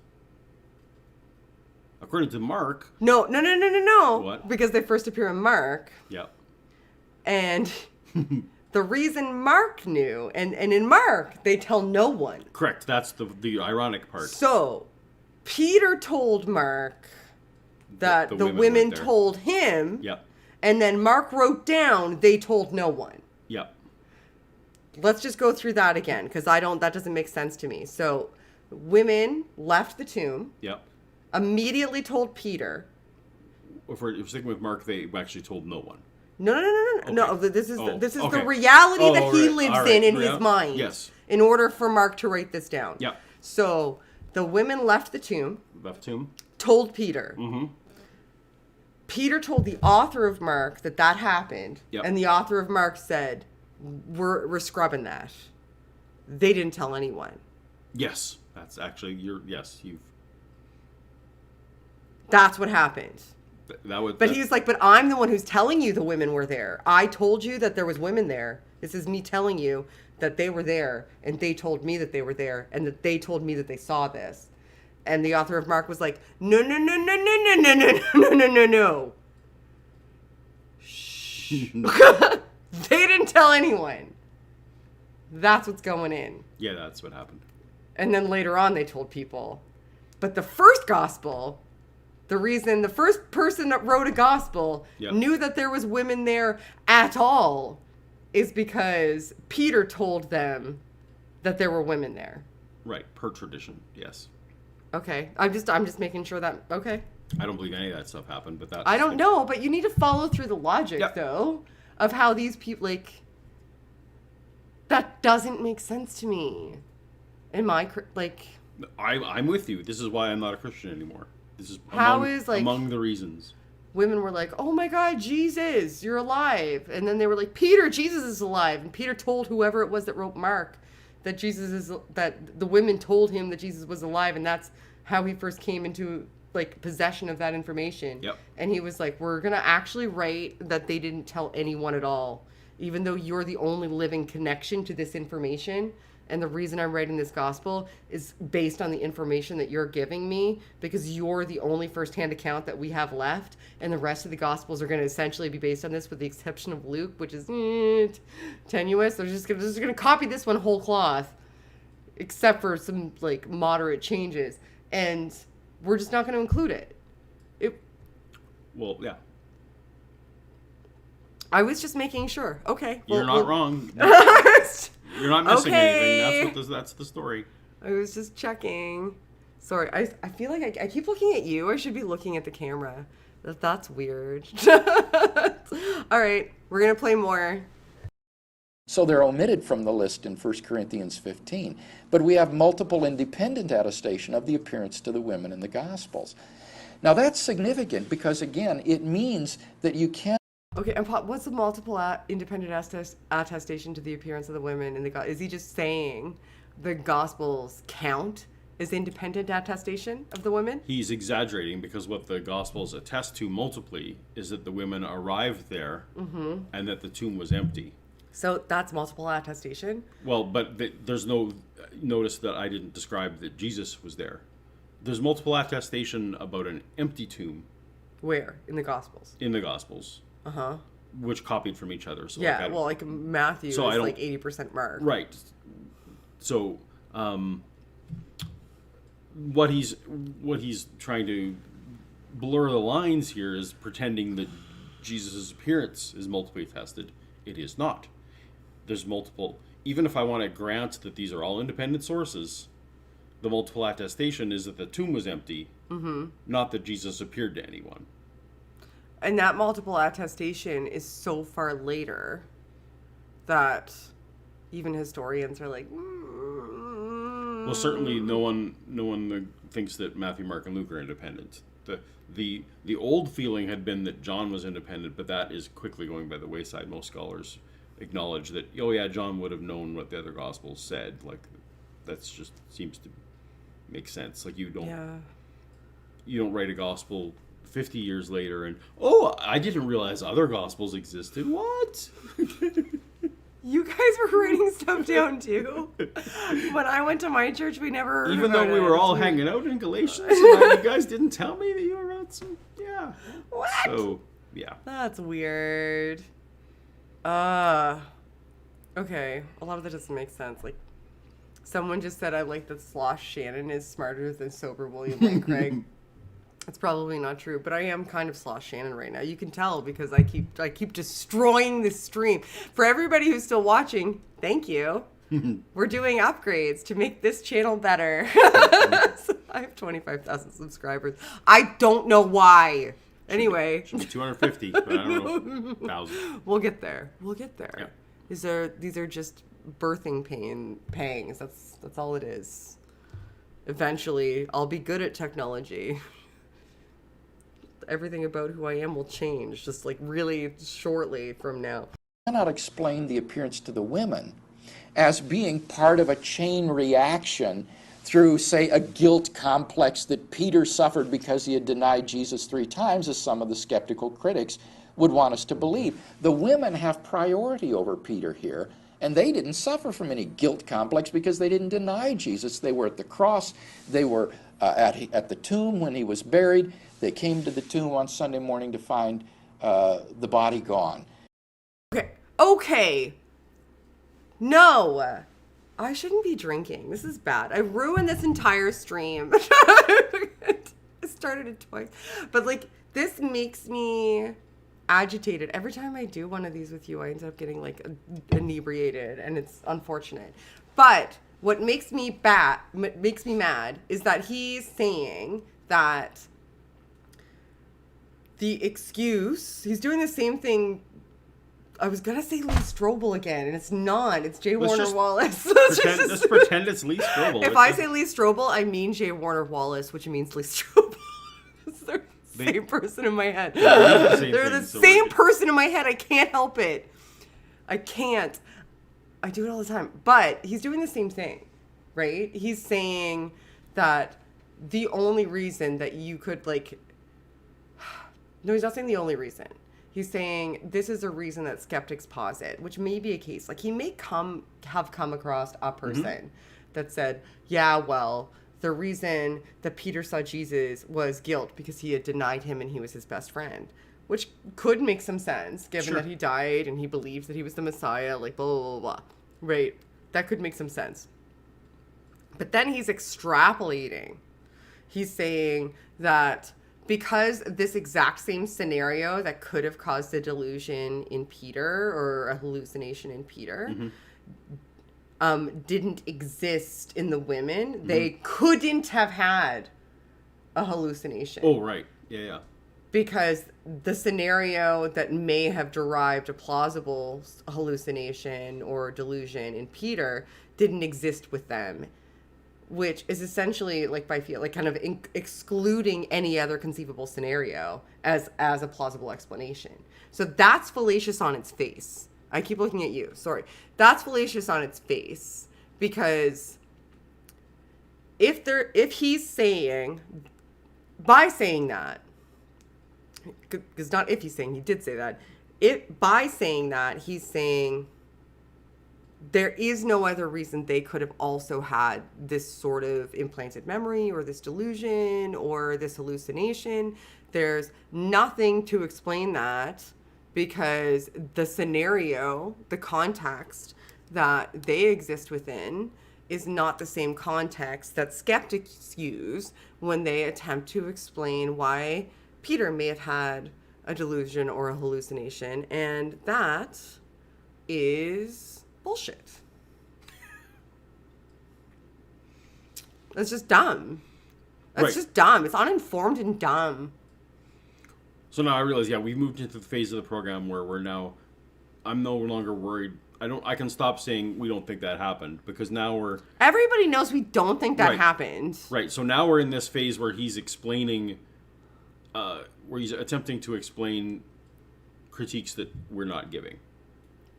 Yeah. Right. Yeah. And doing it so bad. Right. So now we're going to point out why his explanation is bad. He's like, here's the thing that no one said. Like almost no one says this, but if they did say this, here's the counter argument. And I'm like, that's not an effective counter argument. And he was like, well, if they said it, it would be. And I'm like, no, if they said it, even if they did say, no one's saying that.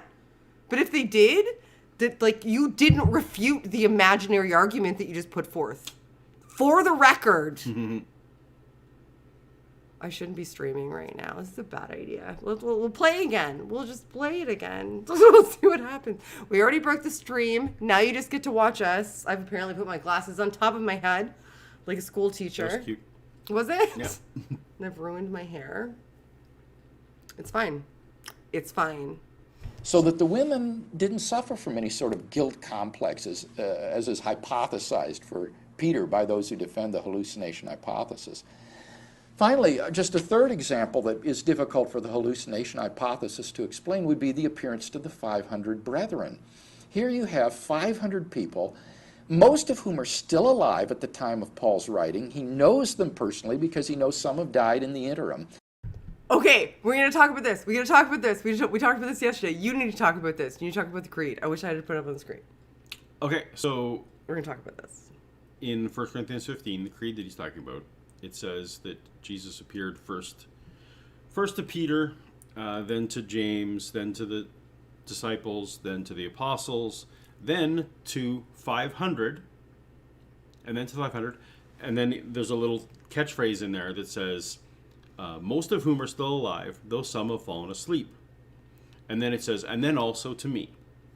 Now, what I ask a lot of Christians, even when I was a Christian, was the little parenthetical statement there, many of whom are still alive, though some have fallen asleep.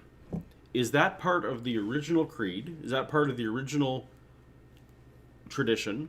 Or did Paul add that himself? Right, like where's the differentiating line? Where's the dividing line? Because obviously when Paul says, and then last of all to me, that wasn't part of the original creed, and everyone accepts that. Right. Now what William Lane Craig is pretending is that little parenthetical was also something Paul added. Yes. Making the 500 people be alive much later. The trouble is, if that parenthetical is part of the original creed instead, and that, that's just then Paul doesn't know the people. Then it's part of the tradition that when that tradition happened, some were still alive and some had fallen asleep. Now we're talking about a 20-year difference. A lot of people die in 20 years in the first century. Right. Yes, because the average life expectancy is like 40 or something. Right. So, we're talking about 45. Half of a lifespan at least. Yeah. However old they were when they were there. Right. So I'm not saying that I can say one way or the other, but certainly when scholars are pressed on this, it's 50-50. Mm-hmm. Were they alive when the original tradition was created, or were they alive when Paul wrote it? And so certainly for him to go as so far as to say is, well, Paul obviously knew them personally. That's what gets me. That is stretching the evidence beyond what it was right. there. And he interacts with scholars Yeah. who just talk to him like he's making sense, right? Like the line would be, and then appeared to the 500, right? So that's the line. Everything before that, everything before that was tradition. So some of whom, most of whom are still alive, though some have fallen asleep. That's the one that's like ambiguous. Yeah. Now, this is from a psychological perspective again, right? So when you get to that ambiguous area, and Paul is literate, if he knew these people, right, if he was able to verify their accounts and went to meet Peter and wrote down that he went to meet Peter, right, why wasn't he was like, I talked to Dave and he was there, I talked to Steve, I talked to like, I have to pick some Jewish names. Abraham. I talked to Abraham and Jacob. I talked to Jacob. Like, I like here's the list of people that I can affirm were there. That because he's talking like that happened. Because even if Paul added it, like, or didn't add it, or no, we'll say Paul added it. Even if Paul added it, he could have added it just based on the sheer chronology of when events took place based on his understanding of when Jesus died and ascended. Right. It could have been... And knowing when the creed came about. This could be fourth-hand information for all we know. Right. So we'll grant that Paul added that. Sure. Just to make it the strongest argument possible, right? So Paul said, most of whom are still alive, though some had fallen asleep. Yep. And then never references it again, never talks to anybody, never mentions any of them. Even though this fucking guy right here, I'm pointing at William Lane Craig, you don't know, I keep looking at Paul. Even though this guy right here says he knew him. He knew them. Yeah, it's... Never talks about them. He knew them though. They were besties. He could have written it down because based on the chronology, he would assume that based on their ages, they might still be alive. Absolutely. Like, that's reasonable. There is no evidence he knew any of them. No. Aside from the fact that there was a recitation of a... Oh, I probably said that word wrong. Recitation of a creed? Recitation. Sure. That's the one. Recitation of a creed. So... That's my thoughts on that. I don't know. Am I way off base? You know more about the Bible stuff than me. Oh no! Like this. That's the point of that is that it's just a demonstration of how they will take a little bit and stretch far beyond what the evidence will actually bear if you look at the evidence yourself or even think about it for more than 50 seconds. And say it with such confidence. Right. And the ones that say it with such confidence while simultaneously asserting that the reason that they're Christians is because they're so goddamn skeptical, that's so dishonest to me. Because there's so many plausible alternative explanations. It's the reason why what I just said wasn't insane. No. All of that's reasonable. And that's why scholars don't press, and Dr. William Craig is a philosopher, so I'm not saying he's not a scholar when it comes to philosophy, but when you get to the New Testament script, like the textual scholars, they would never press a point as far as Dr. Craig just did. Like, that's an apologist thing. But people perceive him as a scholar, I know, that's part of the problem. Because they're like, well, Dr. William Lane Craig said, blah, blah, blah, blah. And he legit just said, Paul knew them personally and could verify their accounts. Like, that is a bridge too far. Right. So if you're the kind of person who thinks that Richard Dawkins should not say anything that isn't about biology, I think somebody should delete his Twitter account, actually, to be perfectly honest. Right. But a lot of Christians are like, well, phone. oh, sure, Dawkins knows about phone. evolution, but he doesn't know anything about the Bible. Okay, then you should be saying the same thing about Dr. Craig here. you know, he's let's listen to him about philosophy, but not about cosmology and not about like biblical textual criticism type stuff. Right. So anyway, I don't But think people believe him though. Like I don't care Right. what scholars think they should or shouldn't believe him on, or what lay people look to him. Right. And I'm not saying he's wrong because he's not a scholar. No, he's wrong here because he's wrong. Right. Like that's just a dishonest assertion. Yes. Like how is that not a dishonest It assertion? is. That's why we wanted to point it out. And it just makes me mad because we live in an age of misinformation too, right? Where so many people with influence will sell you a bill of goods and talk like this idiot does because they trust you. You trust them on one thing that they're an authority on, and they do a decent job of arguing for that and representing it accurately. And then they speak in these ambiguous terms, or you take them out of context and they slip things into their rhetoric, or they use rhetorical devices in order to effectively implant in you a perception on an idea based on you trusting their authority and perceiving them as such. And he's one of the people that uses it. Correct. And so few people recognize that when you're in a position where people in the public are watching you and listening to you and attempting to learn things from you, one of the most ethical and imperative things that you can do, and one of the things that people don't incorporate into their ethical systems at all, evidently, anymore, is the idea of influence and what that means when you might even have a little bit of it and how to act accordingly.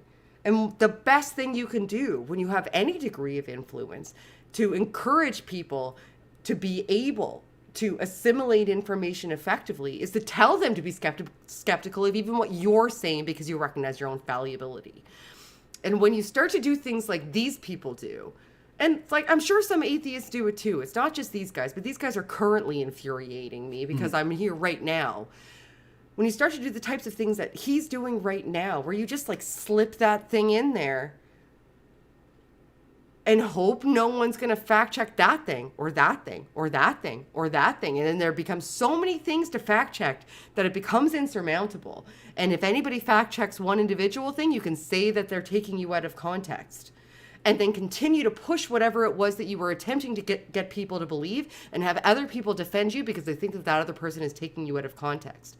That's the power of communication theory. That's the power of dialectic influence. That's the power of influence based in a social media culture. And nobody seems to recognize that it's influencing the culture in general, and that there needs to be ethical systems built around it so that people can be held accountable for it. That's one of the reasons that I say that you need to elevate the discourse and advocate for your own understanding and be better, not the same, because they're so goddamn important. Because people like this will slip things under the radar and other people will believe them and not fact check them. And the people that are fact checking them will be called out as someone who's taking them out of context. It's like the Jordan Peterson effect. If you didn't watch every podcast that asshole ever put out, then you're taking him out of context. It's the same thing with William Lane Craig right here. He said something that's patently false. And even if he's held accountable for that one individual thing, people will only see that he acknowledged that he was held accountable for a mistake in the instance and not recognize the narrative that he's building is built on all of those mistakes. And that they're purposeful. Sorry. I think this would be a good time for us to remind you that don't take what Shannon and I just said for granted either. Please, we've been drinking, and I may have actually accidentally said Luke instead of Mark at some point. Who knows? So Sorry. Don't trust us Sometimes either. I do ranties. This is what it's like when Paul and I are just hanging out. So welcome to I should probably private this stream after this. No way. Do you think though? Like I feel like it's like technical difficulties and me just not censored. And I'm almost out of this stream. Isn't that your brand? Yeah, no, I never censor myself. But I do collect myself more, Oh, generally, before I'm saying things. Yeah. All right, well, let's play William Lane Craig again. Let's see if he makes me go ranty again. We've only got how many minutes? Like, we have 5 minutes, 4 or 5 minutes left of this. So 6 to 7 days of this stream, probably. And all of them claim to have seen Jesus risen from the dead. Now, again, mass hallucinations are extremely rare because as projections of your own mind, they are only in the mind of the percipient, and therefore you cannot have literally a mass hallucination. It would have to be really a mass coincidence of all these people hallucinating Jesus at the same time. Okay, so granting, it's off mute, by the way. You can come in though. Hi. We'll rename this my 25K stream because we could have done a way better. We'll do a way better job later. So he was just talking about mass hallucinations, and it would be mass coincidence. And I think it merits acknowledging that if multiple people, like 500 people, are congregated independently, so a good analogy would be like they all went to the mall, right? So they go to the mall and they're all there for independent reasons. They're not expecting to see a thing. They have, like, aside from like what the stores and shit at the mall. And then they all see an apparition, and then they all come forth and report it independently. Every single one of them comes and goes, hey, like a pineapple that was spinning around like a disco ball appeared for 20 minutes in the middle of the courtyard of the mall where the escalators are, and all of us saw it simultaneously and then disappeared, and you didn't approach any of them. None of them had any reason to see that, like, they weren't feeling the guilt or wanting to see it or whatever. Though, just for the record, those aren't reasons that a delusion would happen anyway. But could Maybe be. they Could be. It could be incorporated into a series. So I don't want to be taken out of context. They might really want pineapple on their pizza. They might really want pineapple on their pizza. So they all see that independently, and then they come forth after the fact independently. They're segregated from each other. They are not able to influence each other. They don't go on Facebook and talk about the thing that they saw and reinforce each other. And they independently just walk up to someone and go, there was a pineapple spinning like a disco ball. It looked like this. And they can all describe it accurately if they give independent accounts immediately after the fact. That would be some sort of evidence. Would be. But that is a very, very specific set of criteria. A very specific set of criteria for a bunch of people seeing the same thing. And I get it. I hear the people in the comments section already. I can hear you in my mind going, why are you granting that the 500? I'm not, actually. I'm not granting the 500 saw Jesus. I don't think it happened, period. But I think the counter apologetics that I see are weak from both sides, because you don't understand the work of people like Elizabeth Loftus when it comes to priming and false memory implantation and undue influence and how memory works in general. Now, if you have a scenario like that, in the scenario that I proposed, everybody was there for their own independent reasons, and a thing happened, and they weren't able to influence each other. Somehow it was a perfect world, and they were able to be segregated, and you could ask each of them as they came out, and they never were able to cooperate with each other what happened. And you get an independent attestation that is not contaminated at all by the influence of other people. That would be evidence. That's not what happened here. Couldn't be what happened here. What we're saying here, and let's see if I can steelman the scenario in the best possible way. 500 people were present at the Ascension? No, it was just unknown appearance of Jesus. Poof. So why were the 500 people gathered? We don't know. We don't know. So there just happened to be 500 people. Then to the 500. That's the extent of what we know. So, what's a reasonable reason for 500 people to gather at that time? Is there any reason, or they were in a court, were they in a courtyard? It could have been maybe the day they were also supposed to buy their goat for the temple. Maybe, I don't know if 100 people were standing in line for that. Or they were gathered for church. gathered for church. Maybe there was some people getting crucified that day, and it was a big show. Maybe. So let's just say that it is the case. I don't think it is. But this is why I think that this is interesting to explore. Because not a lot of people understand the way memory works very well. So 500 people are gathered, we'll say, for like a church gathering, potentially, right? Sure. We'll use a church gathering as an example, right? So they're gathered for a church gathering where they already believe in Jesus, right? They already believe in Jesus. And they know he's dead at this point, and they're anticipating that he's going to prove to them in some way that he's God. Or maybe they're not even at all. We'll just we'll scrub that. Let's take the strongest possible version. So they're not even anticipating that he's going to be presenting himself to them at all, or proving himself to them at all. They all have the same belief structure and are gathered for the same reason and are reinforcing each other's belief structures.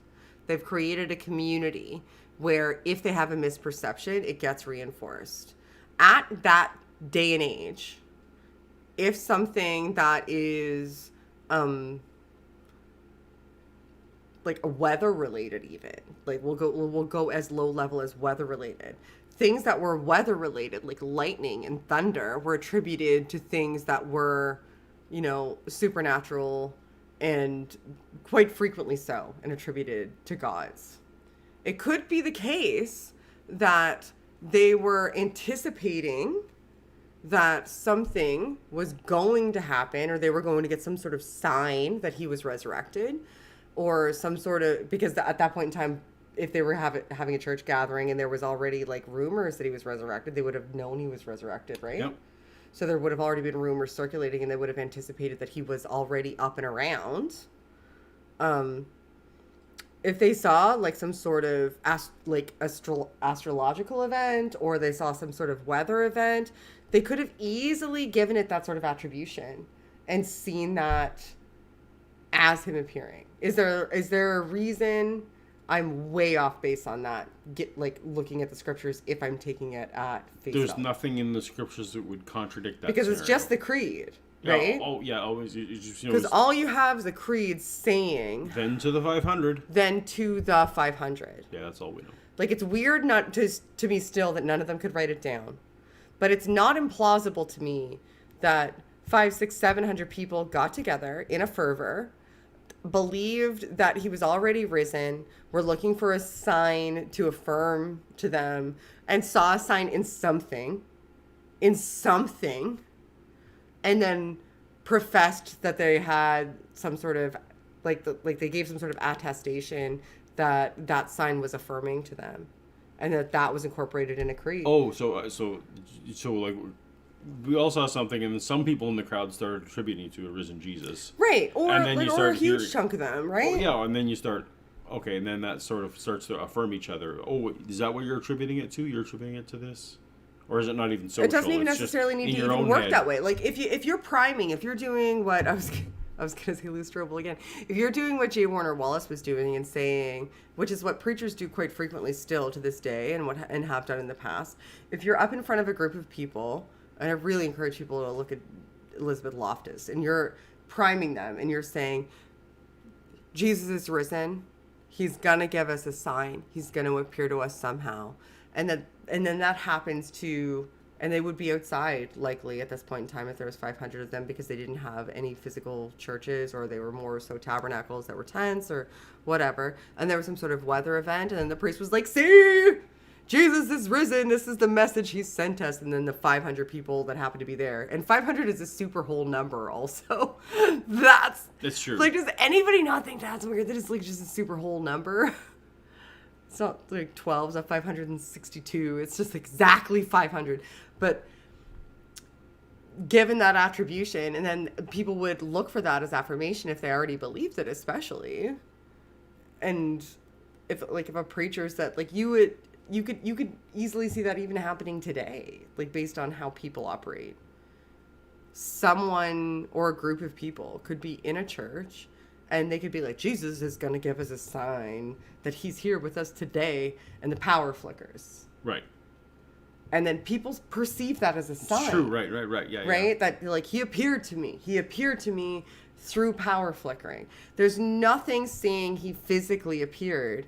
There's only something. And again, this is like me being super generous and still saying that there's an explanation. Right. Because I don't even think you should have to, like, you should grant the 500. Right. But the 500 could have been incorporated into a legend because there was, 500 people, and even that might have been embellished later on because legends tend to snowball and numbers increase. Have you ever played telephone, right? And it could have been a group of people that had this affirmation. It could have been recently after, well, people are doubting, and then they started to, like, affirm, and then not only affirm but corroborate that affirmation through, I was also there when the lightning struck, or when the tent roof blew off, or when this happened. Like, those are plausible explanations for me, for somebody who would see that as Jesus making an appearance through a supernatural event. Right. That would lead to that being incorporated and becoming prevalent and being incorporated into legend. Like, does that make sense? I'm learning. So yeah, these are what I would learn from these discussions is all the other psychological phenomenon that can explain things that are close to what the claims are, even though we don't accept the claims. Right. Like I know that mass hysteria is a different whole category in and of Mass itself. hysteria is absolutely a different whole category. Where there are groups of people who come to believe the same thing as well. Like, it's not like Dr. Craig and these others are scoffing at this when it shouldn't be scoffed at. Like, it's like there's other. Right. And, like, they're presenting the weakest form of the argument, and then really, like, they're not even doing what I'm doing, which is like, let's see if we can figure out the best form of this. Let's grant a bunch of premises. Lee pretended to do that. No, J. Warner Wallace pretended to do that. And, like, that's what you should do, though, right? Because you really need to explore these ideas. Ideally, yeah. If you're interested in the so truth, that you can be like, okay, well, if this argument, like, let's follow it through. Yep. Right? I want to be right. I want to know that what I believe is what I believe because it makes sense, and I did a good job of steelmanning it and critically analyzing it. But he's not even doing that. Like, this guy's just, like, saying stuff. Like, and he just makes it seem as though, like, atheists are dumb to not believe in God because obviously there's all of these appearances of Jesus. He just resurrected and appeared, and like this is hundreds and hundreds of. There's 500 on like, in one instance there was 500 that I can just absolutely say beyond a shadow of a doubt absolutely happened in exactly the way that I'm representing them happening. And if you doubt me, then that's because you're not an academic like I am, because I'm a doctor. Like, anywho, play. Now, that's not impossible. But again, when you look at the diversity of the appearances, this just begins to strain the hallucination hypothesis, I think, to the breaking point. One further problem with the hallucination hypothesis is that it has weak explanatory power. It's offered as an explanation of the appearances. Okay. Paul got triggered. So, this is one I've been hearing more and more of late. Maybe I've just been recognizing it more of late. So it's weak explanatory power. Now, when we decide which, and he's going to say that, or some will say that whatever explanation has the best explanatory power should win. But that's not the case. That's dumb. I have an explanation for everything that explains everything, and it has all the explanatory power. So, I win. Now, what you want to do is if some have deficiencies in their explanatory power, that's a problem. But just because one hypothesis can explain literally everything that ever happened ever, and my hypothesis merely explains the data we have. We don't go with massive full explanatory power. What we go with is predictive power. Which hypothesis can make unique predictions to predict future data? Now, in history, that's a little tricky because we don't know necessarily when we're going to get more data. So it's trickier to necessarily, but in science for sure, and in lots of other things, I mean, you can make predictions about what kind of things we would hope to expect archaeologically or textually in the future. But anyway, it's just another of those things that, well, that sounds like common sense to my audience. Whatever explains the most wins. But that's not the way it goes, because, as we said, like the pink unicorn that makes everything happen according to his own whim at that moment has equal explanatory power to God. Right. And then where Dr. what Dr. Craig says is, well, no, we don't, because you don't have. I have more evidence for God than you have for the unicorn. And then we say, yes, then you're agreeing that explanatory power is not what we go by. Exactly, which is, I think, that's something that people miss, because so that's an important part of what you just said. I'm wagging the doctor again. The doctor is in. This is Jody. What people miss, and this is something like when I did the 10K stream, that kind of got to me on one of the questions. I can't even remember which one it was. Not the 10K, the 10 questions for atheist stream. Was, well, how do you explain this? I can. How do you explain this? I can. The issue is that if you posit a being that is, by definition, the explanation for everything, then of course it's going to explain everything, because what you posited, by definition, explains everything. But then you also lose the actual ability to explain anything at that point. Because if you operate under the preconception or the presupposition that the position that you currently hold is already an explanation for everything, what's your motivation to discover an alternate explanation? There are no alternate explanations if everything's already explained to you to your satisfaction. That seems like a detriment. That seems like a detriment to me, is the assumption, the presupposition that what you already hold. I tweeted about this the other day. That, like, can you imagine the mundane, abject monotony of thinking that you already know? It just seems counterintuitive to discovery to proudly hold the position that what I already know is everything that needs to be known.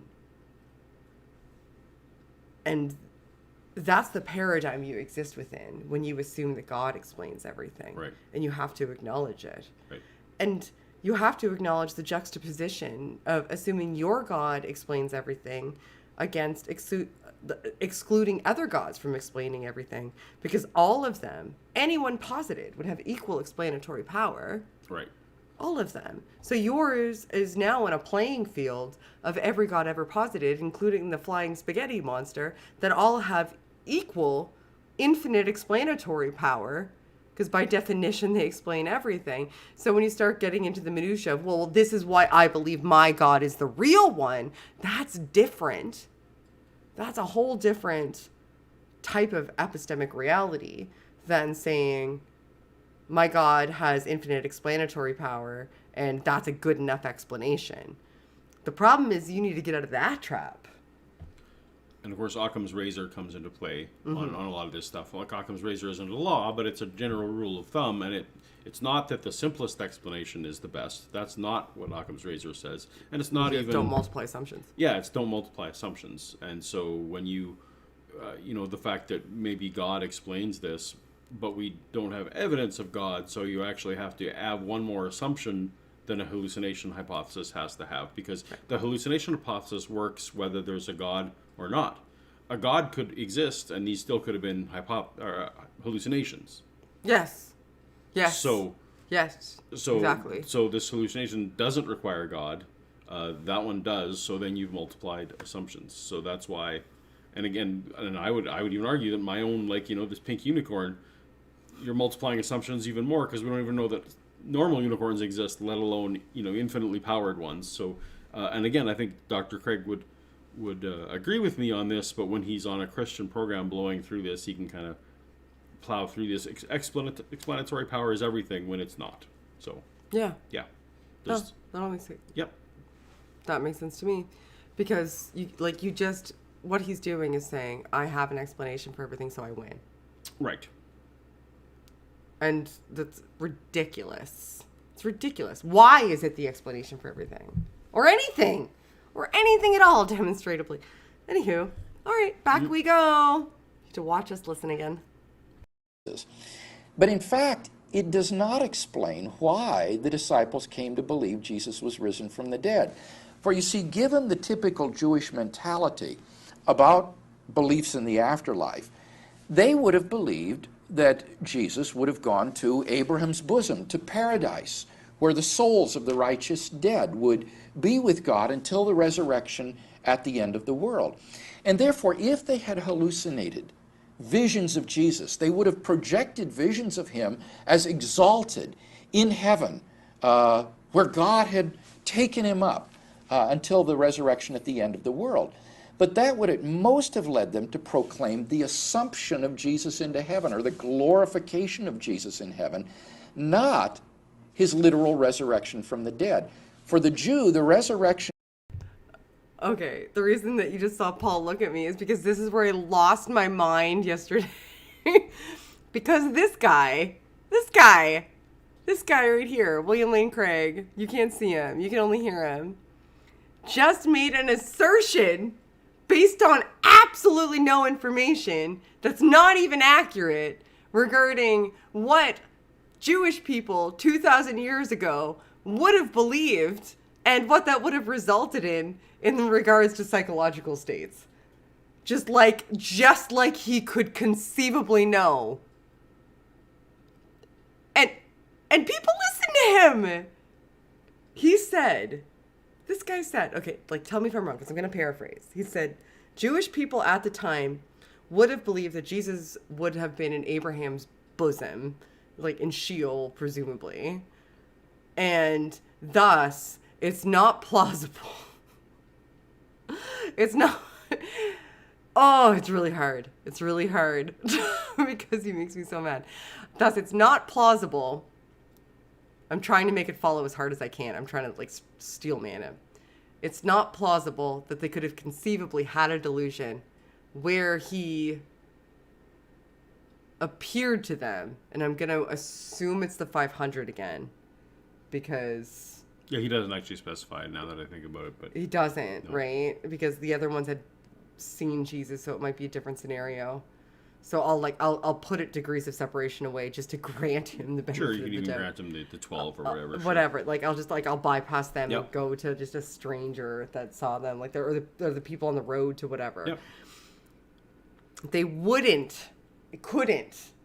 It's unreasonable to assume that there's any plausible scenario where they would have had a delusion where they saw a risen Jesus, because they would have wanted him to be in Abraham's bosom. Right. Am I wrong?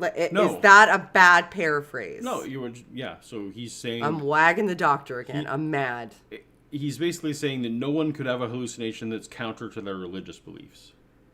He's not only saying that. And even though we can't know what their religious beliefs... He's not even saying that. He's saying, given what I know about their religious beliefs,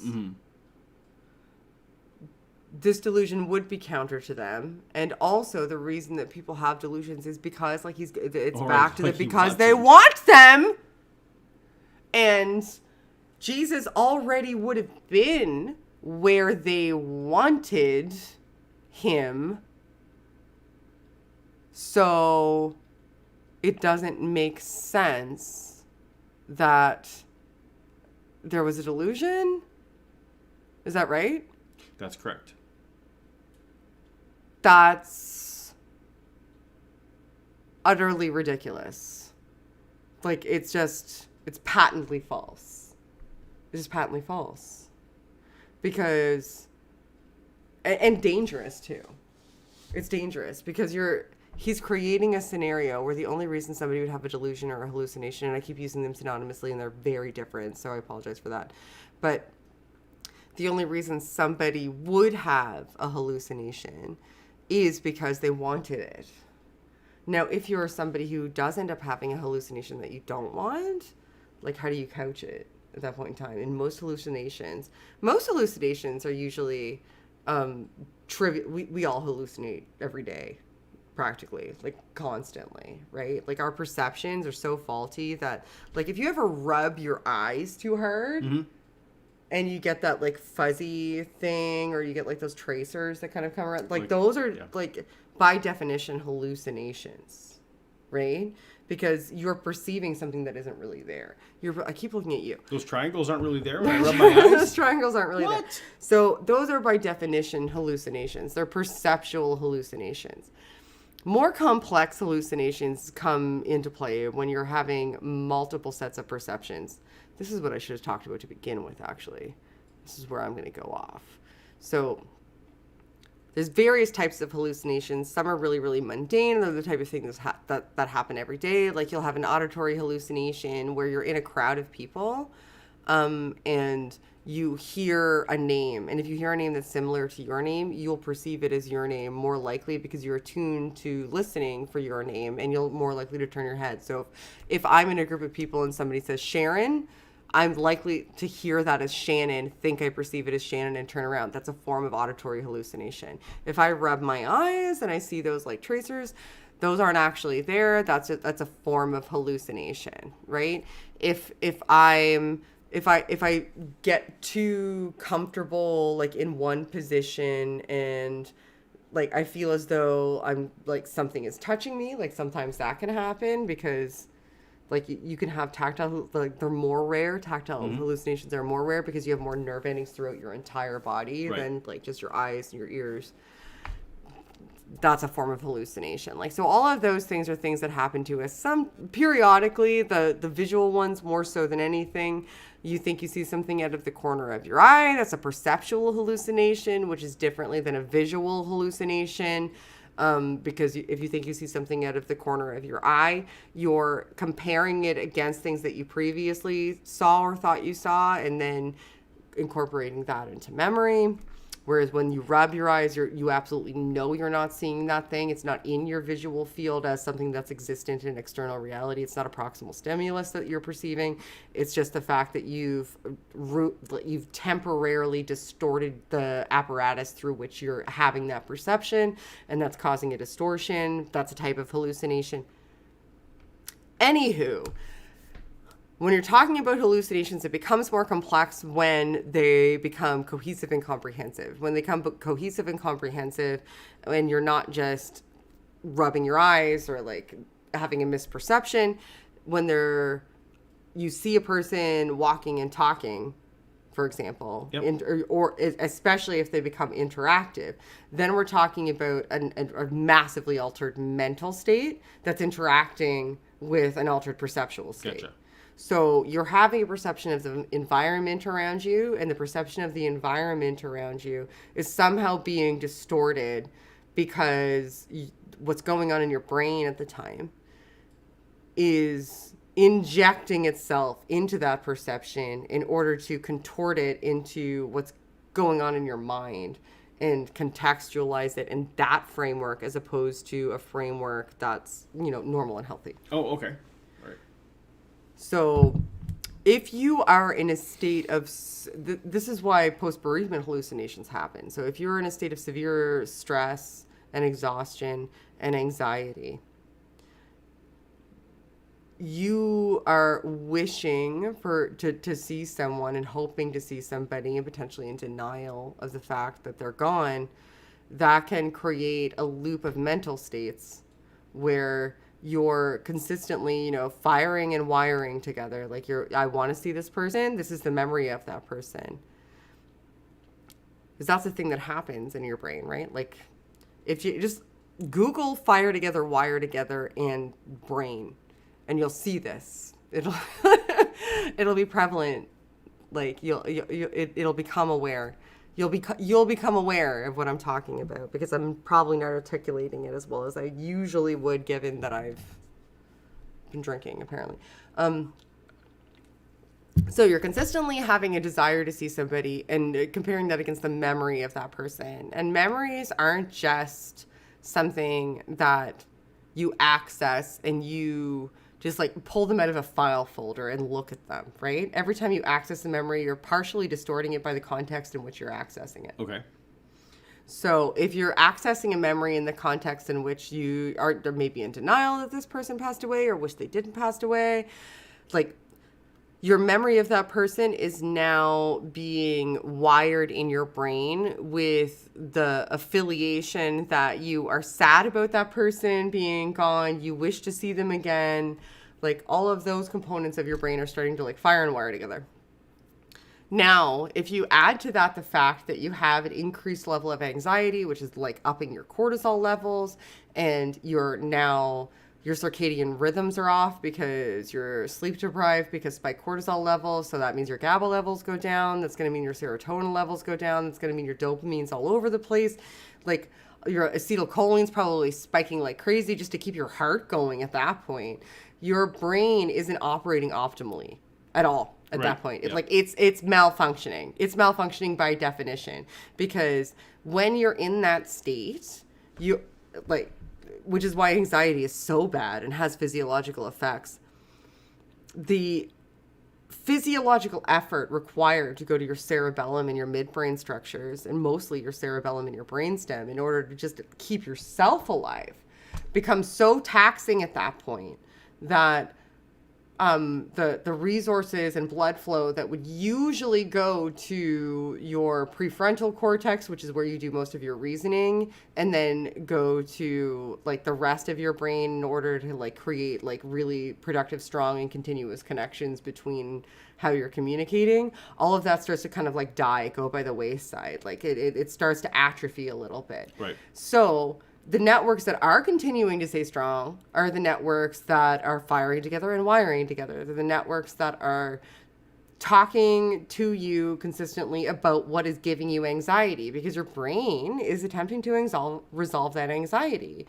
And the way to resolve that anxiety is to go to your reasoning center. And your reasoning center is going to attempt to find a way. And if it's going to attempt to find a way in a deficient state, and your perceptions are now screwed up a bit, because most of your resources are going towards just like, keeping your heart beating and your blood pumping, and you being able to perceive reality around you at all and like walk around. Then when you have a perception of something, if it seems like it's something that could resolve that anxiety, your brain is likely to couch it in the context of resolution, even if it doesn't seem like it might resolve that anxiety. Your brain is likely, because its resources are so depleted, to couch it in, is this a potential anxiolytic resolution? Like when I compare this against other things that I'm looking at, like it'll go through your thalamus and your hippocampus, and it'll say, when I'm at my limit, essentially, and like I'm not talking for the brain. It doesn't actually think like this. This is an oversimplification, but this is where our resources are going. We need them to go elsewhere. Can we get some sort of stasis? Like, go over here. This is where all the neurons are firing. This is where all the axons are firing. Go over here. This is what's happening in the way of reason for us right now, because we're hyper focused on this. How do you compare what we're currently perceiving against this thing? Gotcha. Now, if you perceive something that's anomalous at that time, it's likely, especially when you factor in desires, and a want for resolution, like just from like a logical, pragmatic standpoint, when you look at how brains function, then a brain will go, okay, maybe this is it, right? Oh, we saw that guy. Right. Oh, okay. Well, there he is. Are you happy now? Like, that's a thing that could potentially take place. And that's a super hyper oversimplification, but it's within the realm of plausibility and explains some of these delusions, because now your occipital lobe isn't functioning as well.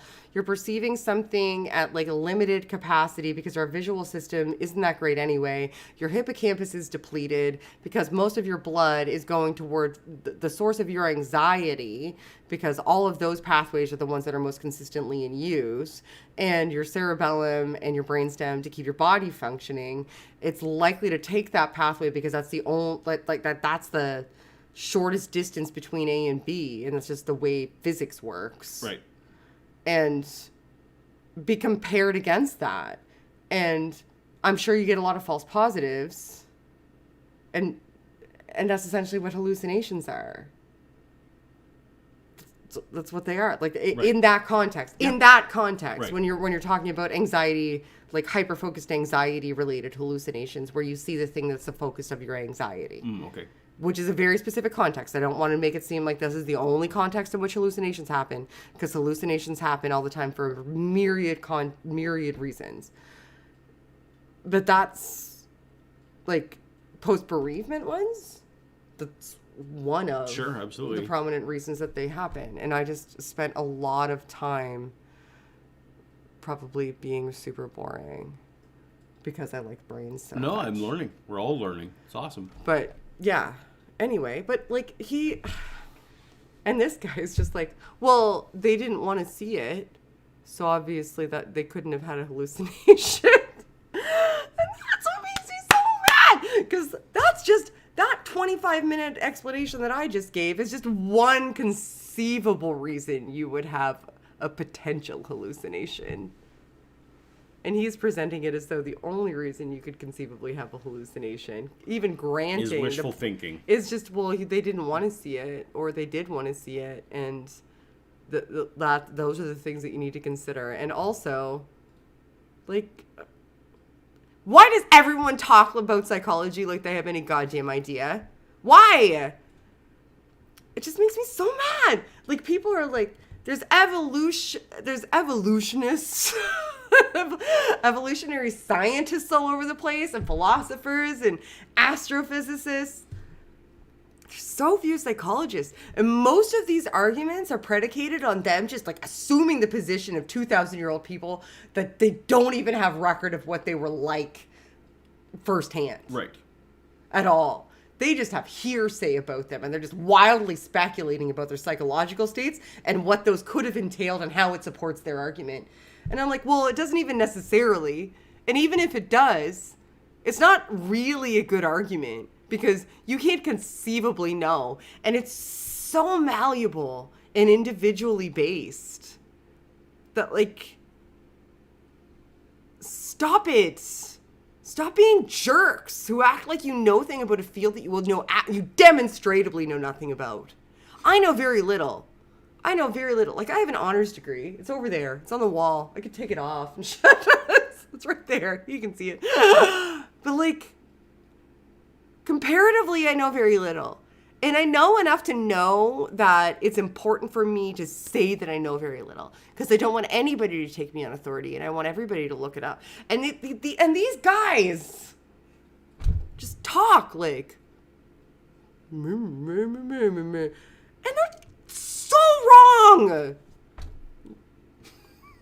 Was an event that took place in space and time, in history. And therefore, something more is needed than just hallucinations of the dead man to explain why they came to believe in the resurrection of Jesus, rather than merely his translation into heaven.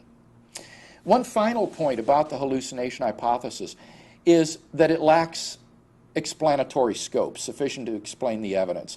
It's only offered to explain the appearances. But you see, that's only one part of the evidence. In order to explain the empty tomb, you have to conjoin to the hallucination hypothesis some independent hypothesis in order to explain that data.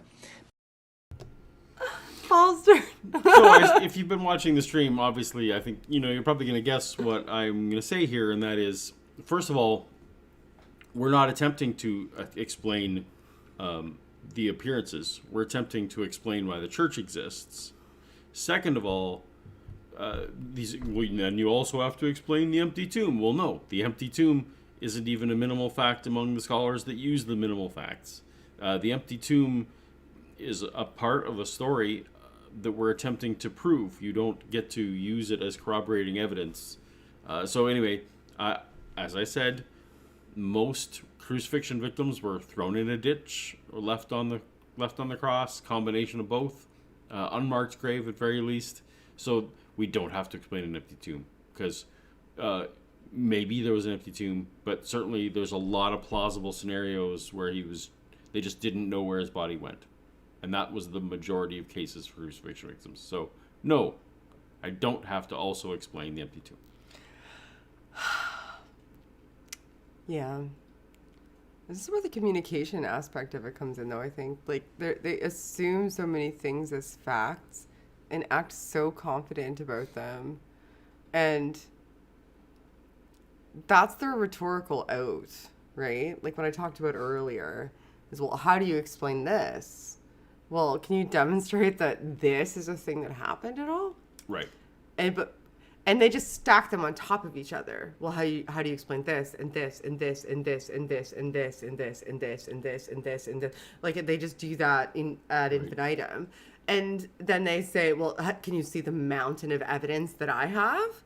And you're like, well, you haven't even explained the first one. You're forcing me to counter something that you haven't even demonstrated. Right. Like, in order for you to take me seriously, you are forcing me to counter something that you haven't first demonstrated to be true.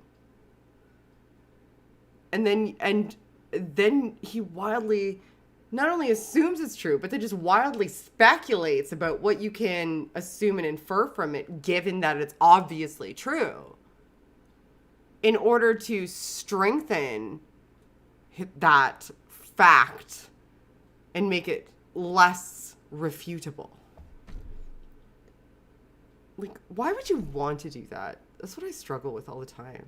When people are like, why do you have a channel? Why do you do this? And I'm like, well, because I see people say stuff like this and do stuff like this, where they just so confidently, and I mean, some atheists do it too, but just people in general, just so confidently talk about, well, I know this is a fact. Blah, blah, blah, blah, blah. Can you counter my facts that I have? That's obviously a fact.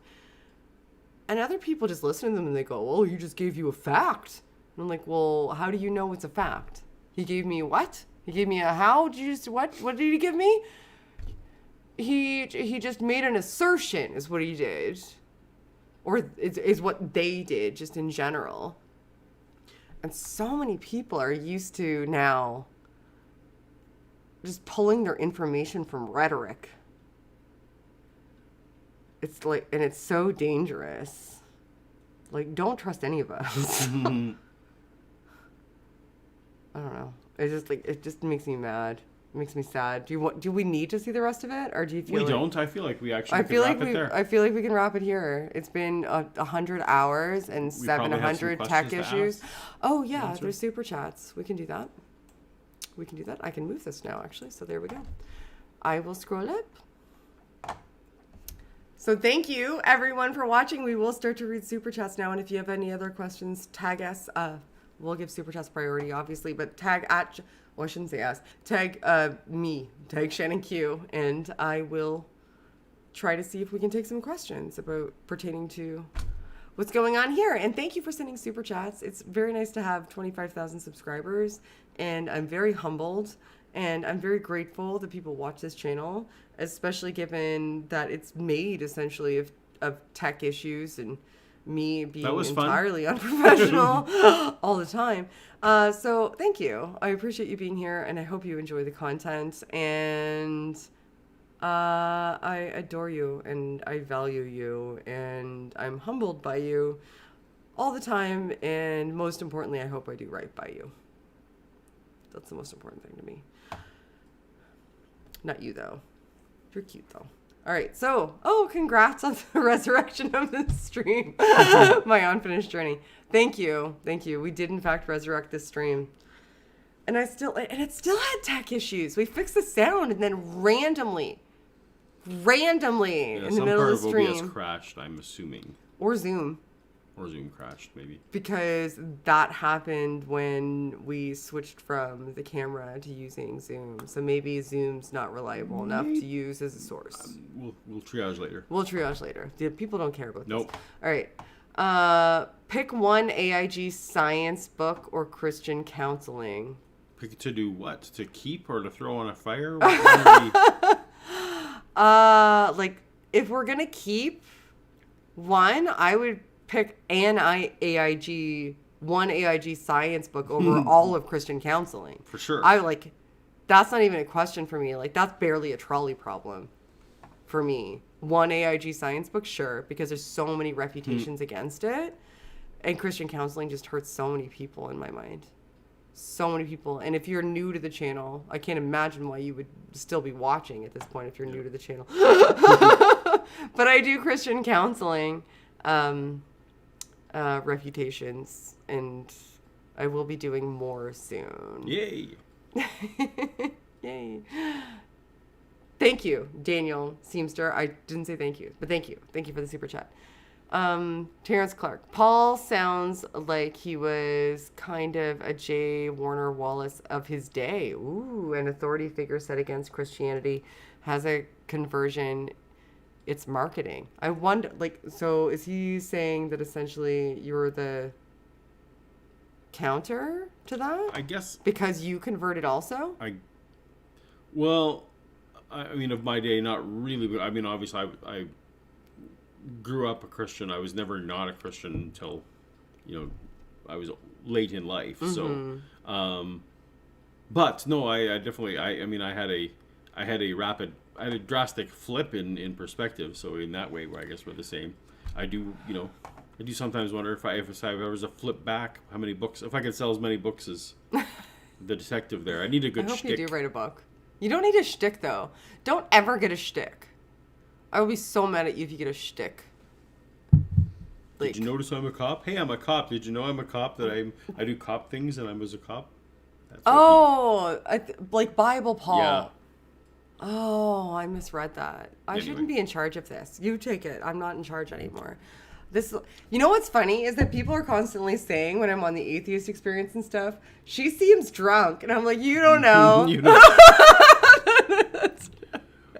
So, this is what it's like when I seem drunk. Vegan Atheist 21, am I correct to say that there's no message for Vegan Atheist? Yeah, no, there's no message. All right, maybe that's Thank a sticker you, or something. but don't read them though, so that people know that we appreciate Vegan Atheist, them. thank you. And also Heather Lewis, thank you. I recognize Heather from Twitter. I interact with Heather on Twitter sometime. Oh, and Tensai.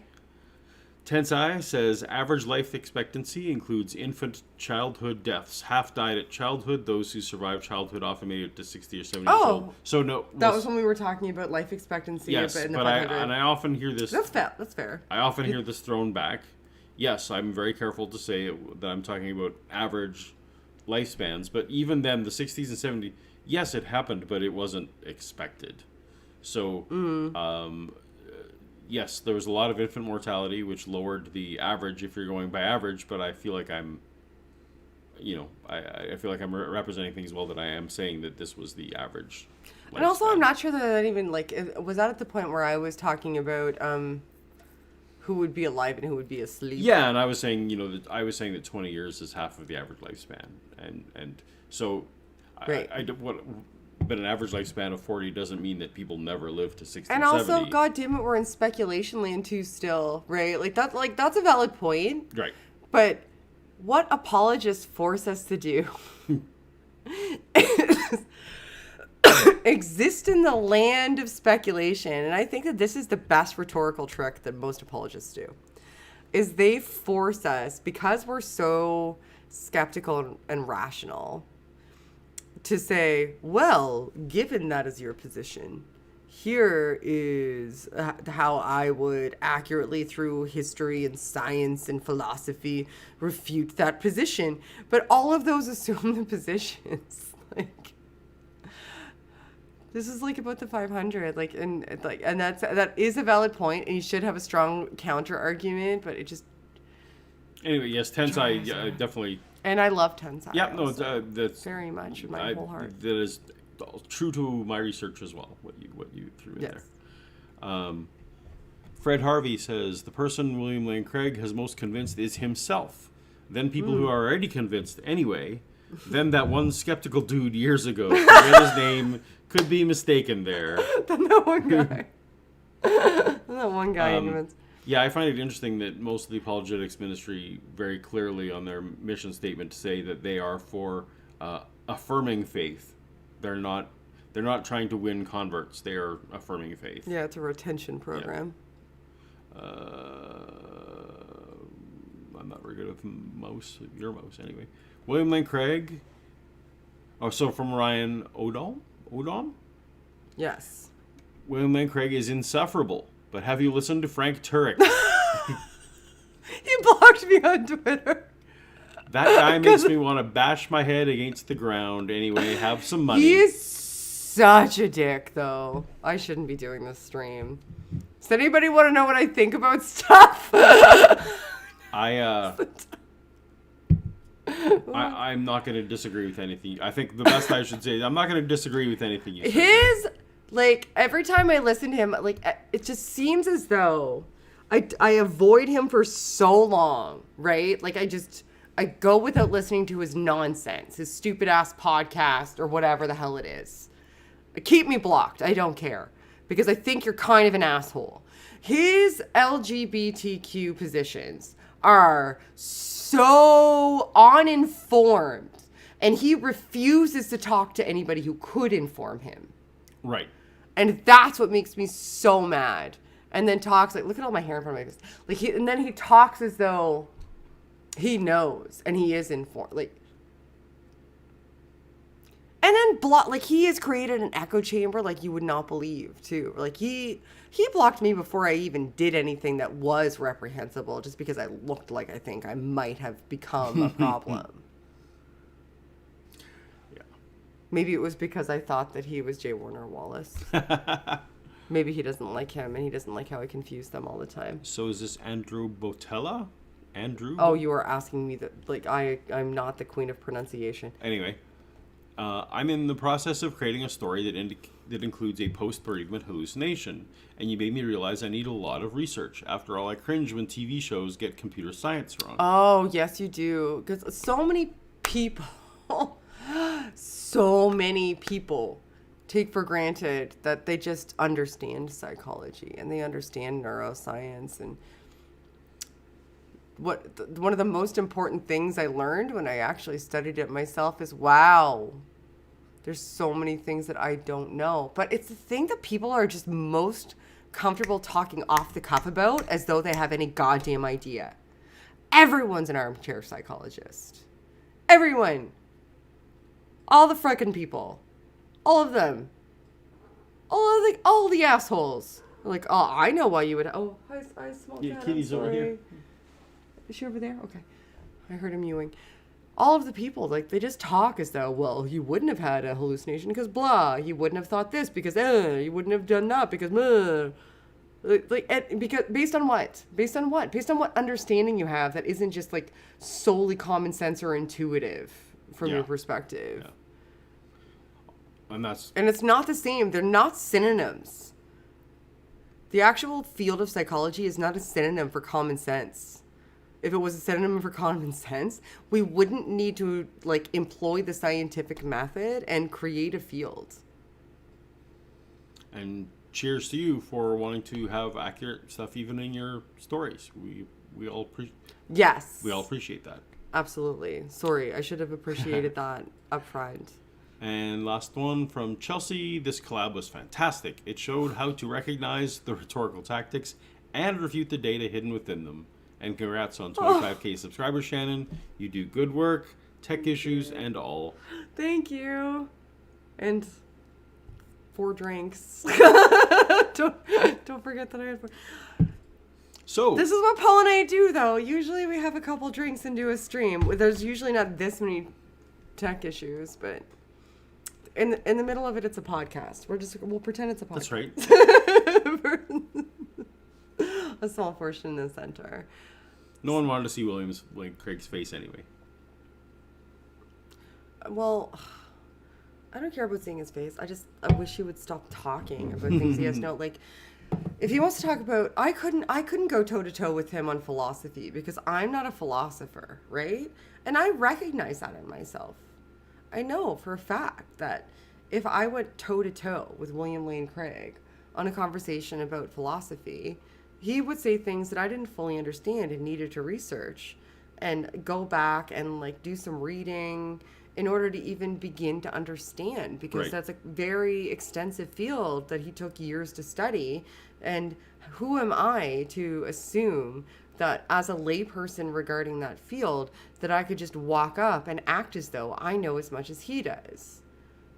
But he fucking does that all the time to other people's fields, as though his doctorate gives him authority to speak about what does and does not give people delusions, hallucinations, and et cetera, et cetera, et cetera. He so much so that he acts as though, and people believe him when he says, you can just assume this is the only explanation, and it's easily refutable. And my refutation, if you actually look into it, is probably kind of shitty anyway. Mm-hmm. When there's myriad alternative explanations, he's not an expert in history, and most historians would say, well, we actually don't think, like, why don't Christians get together on this? This is why I love Laura so much. Like, I just love her, Laura Robinson, because we don't believe the same things, but she's willing to go toe to toe with the Lee Strobels, and yeah, definitely with the Lee Strobel. She actually did in the J. Warner Wallaces, and be like, hey, you just said a bunch of stuff that you have no right saying. You're making us look like we're all being dishonest assholes to hold our beliefs. And shouldn't we all strive to be honest assholes when we're holding our beliefs? Like, why would you want to propagate misinformation on a public forum? Why? Why would you want to be that demonstrably wrong? Whatever gets you into the heavens. Lying for Jesus. No, because we can't assume that we know what his motivations are. That's just as bad. No, yes. It's just as bad. Like, it's just an open question to me. Why can't you acknowledge, too? Like, it's just, so many people do this. It's not just William Lane Craig. Lots of people do this on the internet. They just, like, make all of these bald assertions. And people, because they're entertained by them or trust them or feel as though they're an authority in one area, just don't recognize the rhetorical devices that they're using and how they're priming you in conversation, or how they're utilizing misdirection in order to create a narrative to bring you to a conclusion that benefits them so that they can continue to get support. And anyway, thanks for watching. What do you think the chances are that this button works? I don't know.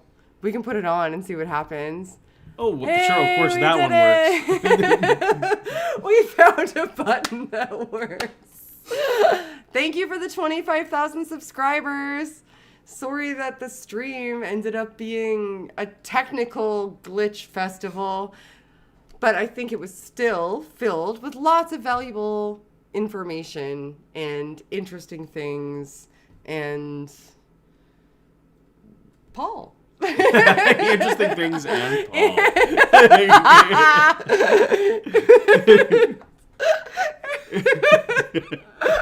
Anyway, I'm here with all of the interesting things we talked about and Paul.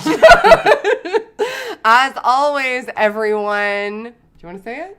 Help elevate the discourse. Bye.